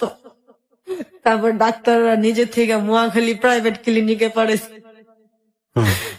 মাথা থেকে পা পর্যন্ত এক্সরে করলো, সেই এক্সরে ধরা গেছে যে ওনার বুকে টিউমারের ভিতরে ওনার ক্যান্সার হবে হইতেছে। আচ্ছা, ক্যান্সার হইতেছে। আর ওর একটা দোষ ছিল কি, ও সারাদিন না খায়া থাকতো। হয়তো কি যেগুলো আমি খামো সেগুলো আমার বউ ছেলে মেয়ে খাইবো, ও না খায়া থাকতো। আর খালি সিগারেট খাইতো, খালি সিগারেট খাইতো। খাওয়ার পরে এইগুলো আর কি ওর টেনশন, ওর টেনশনে ও মারা গেছে আমি জানি। ও আমার ভালোবাসার মূল্য দিছে, আমি ওর ভালোবাসার মূল্য দিতে পারলাম না। এখন আমি এইটাই বলতে চাই, যেই প্রেম করুক, যেই ভালোবাসা করুক, তার জাত পরিচয় যায় না, তারপরে যে উনি এরকম করে। আজ আমি ছোটবেলা থেকে কষ্ট করতে করতে করতে করতে আজকে আমি এই পর্যন্ত আইছি, এখনো আমি কষ্টই করতেছি। আমি মনে মনে ভাবছিলাম যে আমি একটা হিন্দু ছেলের সাথে বিয়ে হয়েছি, উপরওয়ালা যদি আমাকে একটা ছেলে দেয়, আমি তাকে মাদ্রাসায় পড়াইয়া মসজিদের ইমাম বানাবো। আল্লাহ আমার সে আশা পূরণ করছিল। আমার ছেলে এখন না দেখে কোরআন শরীফ মুখস্থ, তবে আমি তাকে আর পড়াইতে পারলাম না। আমার ছেলেরা আমি বলছি যে বাবা তুমি পড়ো মাদ্রাসায়, আমার যতটুক চেষ্টা আমি অতটুকু করে যাবো। আমার ছেলে আমার জাবরায়া ধইরা বলে যে মা তুমি অনেক কষ্ট করছো, আর কষ্ট করা লাগবে না, আমার তুমি কাজে লাগাই দাও, আমি কাজ করি। আমার ছেলের চেহারা আর ওর বাবার চেহারা একদম এক। আমার ছেলের দিকে আমি এখনো তাকাইও না, খেলে আমার ছেলের দিকে তাকালে আমার স্বামীর কথা আমার মনে হয়। আপনার ছেলের বয়স কত? আমার ছেলের বয়স এখন 13 শেষ, 13 শেষে 14তে আর বিয়ে করছেন কত সালে আপনারা? আমার বিয়ের কয়েকদিন পরে 2000 সাল আসলো। আচ্ছা, তার মানে আপনারা 15-16 বছর সংসার করছেন, তাই তো? হ্যাঁ, আমার 16.5 বছর সংসার করছি। আচ্ছা, উনি যখন জেল থেকে বের হলো তারপর অসুস্থ হইলো, মারা তো গেছে কত বছর? জি, এই গত রোজা 4 দিন আগে মারা গেছে। গত রোজার 4 4 দিন দিন আগে? আগে মারা গেছে, মে মাসে 16 তারিখে। মে মাসের 16 তারিখে? 16 তারিখে। তাহলে তো 1 বছরও হয় নাই। হয়েছে 1 বছরের কত বেশি। বছর? হ্যাঁ। আচ্ছা, আমি আমার স্বামী, আমার উদ্দেশ্য ছিল যে হাসপাতালে আমি ছিলাম ওই হাসপাতাল থেকে নাম কাইটা দিছে। তখন ডাক্তারে বলছি যে ক্যান্সার হাসপাতালে আমাকে একটু সহযোগিতা করে দেন না আপনারা। বলছি কি তোমার আমরা অনেক দেখছি, তুমি যে তোমার স্বামী নিয়ে যে কি করছো। আমি বলছি যে আমার আগে হইলো আল্লাহ, তারপর হলো আমার স্বামী, এছাড়া আমার দুনিয়া তার কেউ নাই, কেউ নেই। আপনি একটু সহযোগিতা করে, তুমি চাই 1000 চেষ্টা করলেও তোমার স্বামীর তুমি বাঁচাইতে পারবে না। তারপর আমি যেদিন বেতন পাবো গার্মেন্টসে, আমি বলছি আমি যদি আজকে বেতন পাই আজকে আমার স্বামীর নিয়ে যাবো। আল্লাহর কি হুকুম, যেদিন আমি বেতন পাবো ওদিকে আমার স্বামী মারা গেছে। মাই গড, এত এত ঘটনা, এত ওদিকে এত আমার স্বামী কষ্ট। মারা গেছে, আমি আমার স্বামীর হাসপাতালে নিয়ে যেতে পারলাম না। আমি কত মানুষের কাছে সহযোগিতা চাইছি, কেউ আমার সহযোগিতা নাই। এমন লোক আমার বলছে যে তুমি আমাদের সাথে থাকো, তোমার 50,000 টাকা দেব। এমন লোকে বলছে যে তুমি আমাদের সাথে সময় কাটাও, তোমার 20,000 টাকা দেব। এই যে মানুষ টিভিতে দেখায়, অমুকে দেখায়, অমুক জায়গায় দেখায় যে গরিব মানুষের পাশে মানুষ দাঁড়ায়। আমার মানে আমার ধারণা হলো যে এই কথাটা ভুল, একবারে ভুল। মানুষ স্বার্থের কারণে কারো কিছু করে না। আমার জামাই আমার ভালোবাসার মূল্য দিচ্ছে, আমি আমার স্বামীর ভালোবাসার মূল্য দিতে পারলাম না। আমি ভালোবাসার মূল্য বাকি জীবন আমি এইভাবে কাটাই দিই। নাসিমা একটু শান্ত হন, আমরা একটা ব্রেক নেব এখন, একটু শান্ত হন, তারপরে আমরা ফিরে আসবো। বিরতি নেওয়ার সময় হয়ে গেছে। প্রিয় শ্রোতা, ওর একটা কথার জের ধরে আমি বলছি, অনেককেই আমি বলতে শুনেছি যে যখন মানুষ আসলে একেবারেই ছন্নছাড়া হয়, ওর কাছে আর কিছুই থাকে না ধরে বাঁচার মতো, তখন কিন্তু অনেক কিছু উপলব্ধি করে যেটা হয়তো আমরা সাধারণ অবস্থা উপলব্ধি করি না। যেমন আমার মনের কথা আমি কাউরে বলতে পারি না। আপনার মনের কথা শুনছে সবাই। প্রিয় শ্রোতা, ও উপলব্ধি করেছে যে মানুষ আসলে তার স্বার্থের প্রয়োজনেই হয়তো মানুষকে সাহায্য করে, এছাড়া আর কিছুই না। হয়তো বা এই উপলব্ধি হয়তো ওর মতো আরো অনেকেরই আছেন। যাই হোক, ছোট একটা বিরতি নিচ্ছি আমরা এই মুহূর্তে, এবং তারপরে ফিরে আসছে আবারও নাসিমাকে নিয়ে। এখনো শেষ হয়নি জীবনের গল্প, এখনো শুনবো মানুষের আমরা। পোশাকের আড়ালে যে কত কিছু লুকায় থাকে, যে যার সাথে না চলে তখন মানুষ বলা যায় না। ওকে, ছোট একটা বিরতি নিচ্ছি আমরা, সাথে থাকুন। হ্যালো 8920 হ্যালো 8920 জীবনের গল্প। প্রিয় শ্রোতা, আজকে শেষবারের মতো আপনাদেরকে স্বাগত জানাচ্ছি হ্যালো 8920 জীবনের গল্পে। আর যে সেতু আছে আপনার সাথে, এবং শুনছেন নাসিমার জীবনের গল্প। আমরা যেখানে বিরতি নিয়েছিলাম, কান্নায় ভগ্ন একটা মানুষ এখনো কাঁদছেও, আমরা ওর কান্নার শব্দ পাচ্ছি, আমি পাচ্ছি স্টুডিওতে। আমি জানি না আপনারা পাচ্ছেন কিনা। একেবারে শুরু থেকে ওর জীবনটা কিন্তু কান্নার ছিল, এখনো পর্যন্ত কান্নার। এই কান্নার জীবনটা থেকেও বের হয়ে আসুক। যাই হোক, এটা আমরা আমার মতো আপনারা সবাই চান, আমি জানি। যাই হোক, আমার শুভকামনা এবং আপনাদের দোয়া ওর সাথে থাকবে, আমি জানি। কিন্তু এখনো গল্পটা শেষ হয়নি, আমরা শুনবো। ওর ছেলের কথা বলছিল, এবং ও বারবার একটা কথা বলছে যে আমার স্বামী আমাকে মূল্য দিয়েছে তার ভালোবাসার, বাট আমি পারিনি। কিন্তু কেন কেন বলছেন আপনি? আমার স্বামী আমার ভালোবাসার মূল্য দিতে, কারণ ওনার বাবা মা যখন জানছে যে মুসলমান মেয়ে বিয়ে করছে, তখন ওনাকে টাকা দিছিল, পাসপোর্ট করে দিছে উনি যেন ইন্ডিয়া চলে যায়। উনি ওই টাকাগুলো নিয়ে এখানে আইসে, এখানে আইসা আমার নিয়ে সুন্দরভাবে রয়েছে, খাইছে, চলাফেরা করছে। অথচ আমার স্বামীর এত বড় একটা অসুখ হইলো, কোন মানুষ আমার স্বামীর পাশে আইসা দাঁড়ায় নাই। যে ছেলেটা হিন্দু ছিল কিংবা আমাদের ধর্ম আইসা পড়ছে, আমাদের সমাজের উচিত ছিল যে একটা হিন্দু ছেলে, ওর বাড়ি ঘরে কিন্তু ভালো সম্পদ, অনেক বড় লোকের ছেলে, ও আজকে বিনা চিকিৎসায় এইভাবে মারা যাইব, আমি এটা কল্পনা করতে পারি না। মানে আমার এই ধরনের কোনো চিন্তা ভাবনা আসলেই মানে আমার কেমন যে লাগে, আল্লাহ ছাড়া কেউ জানে না। তখন আমি কাজও করি না, আমি এদিক সেদিক খালি রাস্তা দিয়া হাঁটতে থাকি, ওদিকে যাই ওদিকে। আমি যখন রাত্রে শুয়ে যখন কান্দি, মানে ওনার স্মৃতিগুলা যখন আমার মনে হয়, আমার ছেলে তখন আমার চোখের পানি মোছাই দেওয়া গায় কি, মা আব্বা নাই দেখে কি আমি আছি, আমি তোমার বড় হয়ে কোনো কষ্ট দিব না মা, তুমি কাঁদো না মা। আমার ছেলে এগুলা বলে। আমার কষ্ট একটাই, যে আমার স্বামীর পাশে আমার পাশে কেউ দাঁড়াইলো না, কেউ না। আমি সত্যি কথা কি বলবো, লজ্জা রেখে লাভ নাই। আমি মানুষের কাছে হাতও পাচ্ছি, কেউ আমারে 10 টাকা দিছে, কেউ আমারে 5 টাকা দিছে, কেউ আমারে 100 টাকাও দিছে। অথচ যখন আমার স্বামী, আমি তাকে একটু কিচ্ছু আইনা খাওয়াইতেও পারি নাই, ডেলে ডেলে মরিচ ভর্তা করে ভাত খাওয়াইছি, ওইগুলো তাও খায় নাই। মানুষের ঘরে থেকে একটু তরকারি চাই না দিছি, কই তুমি খাও, সারাদিন তুমি কাজ করে এসো, তুমি খাও, আমার খাওয়া লাগবো না। ওই ছেলের আবার এই অবস্থায় সে কাজে গেছে, এই অবস্থায় সে কাজ করতে পারলে একটু ভালো মুরগি টুরগি আনছে, আমার ছেলেরে খাওয়াইছে, আমারে খাওয়াইছে। মানে আমার স্বামীর স্মৃতিগুলো আমি ভুলতেই পারি না। আমার যখন আমার স্বামী একবারে খুবই অসুস্থ, তখন আমি আল্লাহর কাছে বলছি যে আল্লাহ, যদি তুমি আমার স্বামীরে নিয়ে যাও, তাহলে আমার ছেলের আমারও নিয়ে যায় ওর সাথে, যেন কারো জন্য যেন কেউ কান্দার লোক না থাকে, কেউ যেন না থাকে। ও মানুষের কি ছেলে এলো নিষ্পাপ, তুই ছেলের এলে মরিকে লিগা, আমি কই না, কারণ ও তো ময়রা বাচ্চা দিতেছে, ও কষ্ট নিয়ে মরছে আমি জানি। কে লিগা? ও আমার ভালোবাসে বিয়ে করছে, একটা কাপড় দিতে পারে নাই, একটু তেল দিতে পারে নাই, সাবান দিতে পারে নাই, ঘর ভাড়া দিতে পারে নাই, ছেলে নিজেও কোনোদিন একটা নতুন শার্ট প্যান্ট কিনতে পারে নাই, স্যান্ডেল কিনতে ঘুরছে, তারপর ভালো মন্দ জিনিস একটা খাইতে পারে নাই। মানে ও খুব এই টেনশনে আমার মনে হয় যে ও মারা গেছে। আর আরেকটা কথা সবার কাছে কই, মানুষ যত দুঃখে থাকবে আপনারা সবাই তার পাশে আগায় আসবেন। আমার কথা আমি বলতেছি না, আমার জীবন তো শেষই।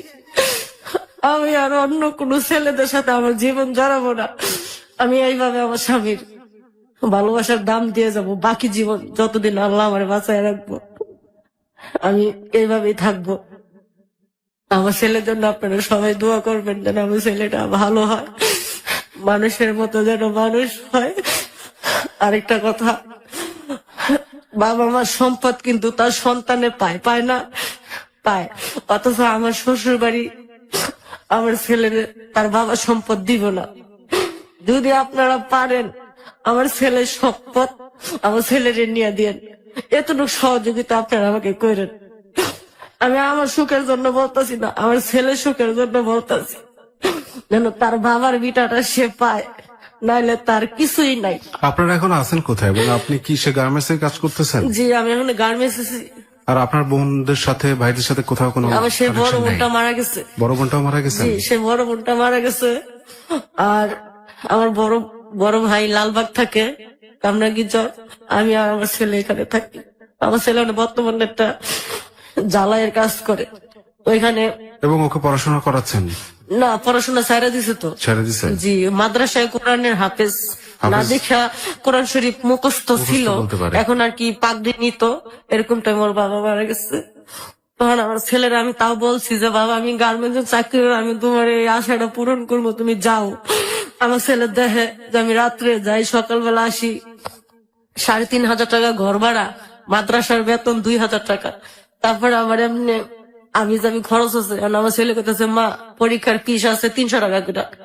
মা তুমি তো পারবা না, আমি কাজে ঢুকে যাই, তুমি যতটুকু চেষ্টা করার চেষ্টা তো করছোই, আল্লাহ তো দেখছে। গার্মেন্টস এ কত বেতন পান আপনি? আমার গার্মেন্টসে 7,500 টাকা বেতন। আচ্ছা। আর যদি ওভার টাইম করি তাহলে 8,000-9,000 টাকা পড়ে। 8,000-9,000 টাকা পড়লে মানে একদম খাইয়া খাইয়া সমান সমান। আচ্ছা।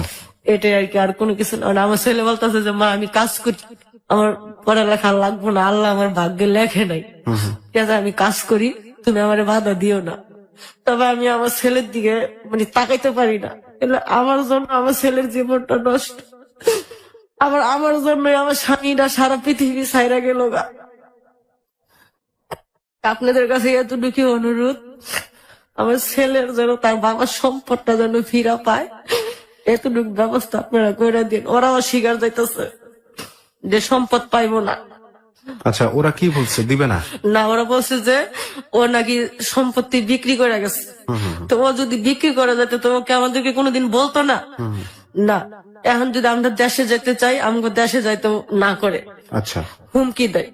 তারপরে যদি ফোন দেয় ফোনও ধরে না, এই ফোন ধরে না। তারপরে 3-4 বার ফোন দেওয়ার পরে ধরছে। আমার ছেলে ফোনে বলছে যে কাকা আমার একটা কাজ জোগাড় করে দেন না, বলছে এই নাম্বার আর কখনোই ফোন দিবা না, এটা বইলা রেখে দিচ্ছে। আচ্ছা, এটা তো না বলে অন্তত এতটুকু বলতে পারতো সে জি। একটা কাজ চাইছিল। আচ্ছা, এটা তো সাধারণ একটা মানবিকতা। আত্মীয় স্বজনের এই অ্যাটিটিউড গুলো আসলে মানে আশার উপরে বা আশার অতীত বা এগুলো কেউ আশা করে না। অ্যাটলিস্ট একটা কাজের সংস্থান করে দেওয়া যেত। আমি মানে একটা এক্সাম্পল দিচ্ছি, এরকম সহস্র ঘটনা ঘটে এদেশে, ঘটতেই থাকে। মানুষ আসলে কেন জানি সবকিছু চাপে মানে হিউম্যানিটিটাকে লস করে ফেলেছে তাদের জীবন থেকে। যাই হোক, এখন আপনি আছেন আপনার ছেলেটাকে নিয়ে, ওকে পড়াশোনা করাতেও পারলেন না এবং আপনার ইচ্ছা ছিল যে ওকে ইচ্ছা ছিল।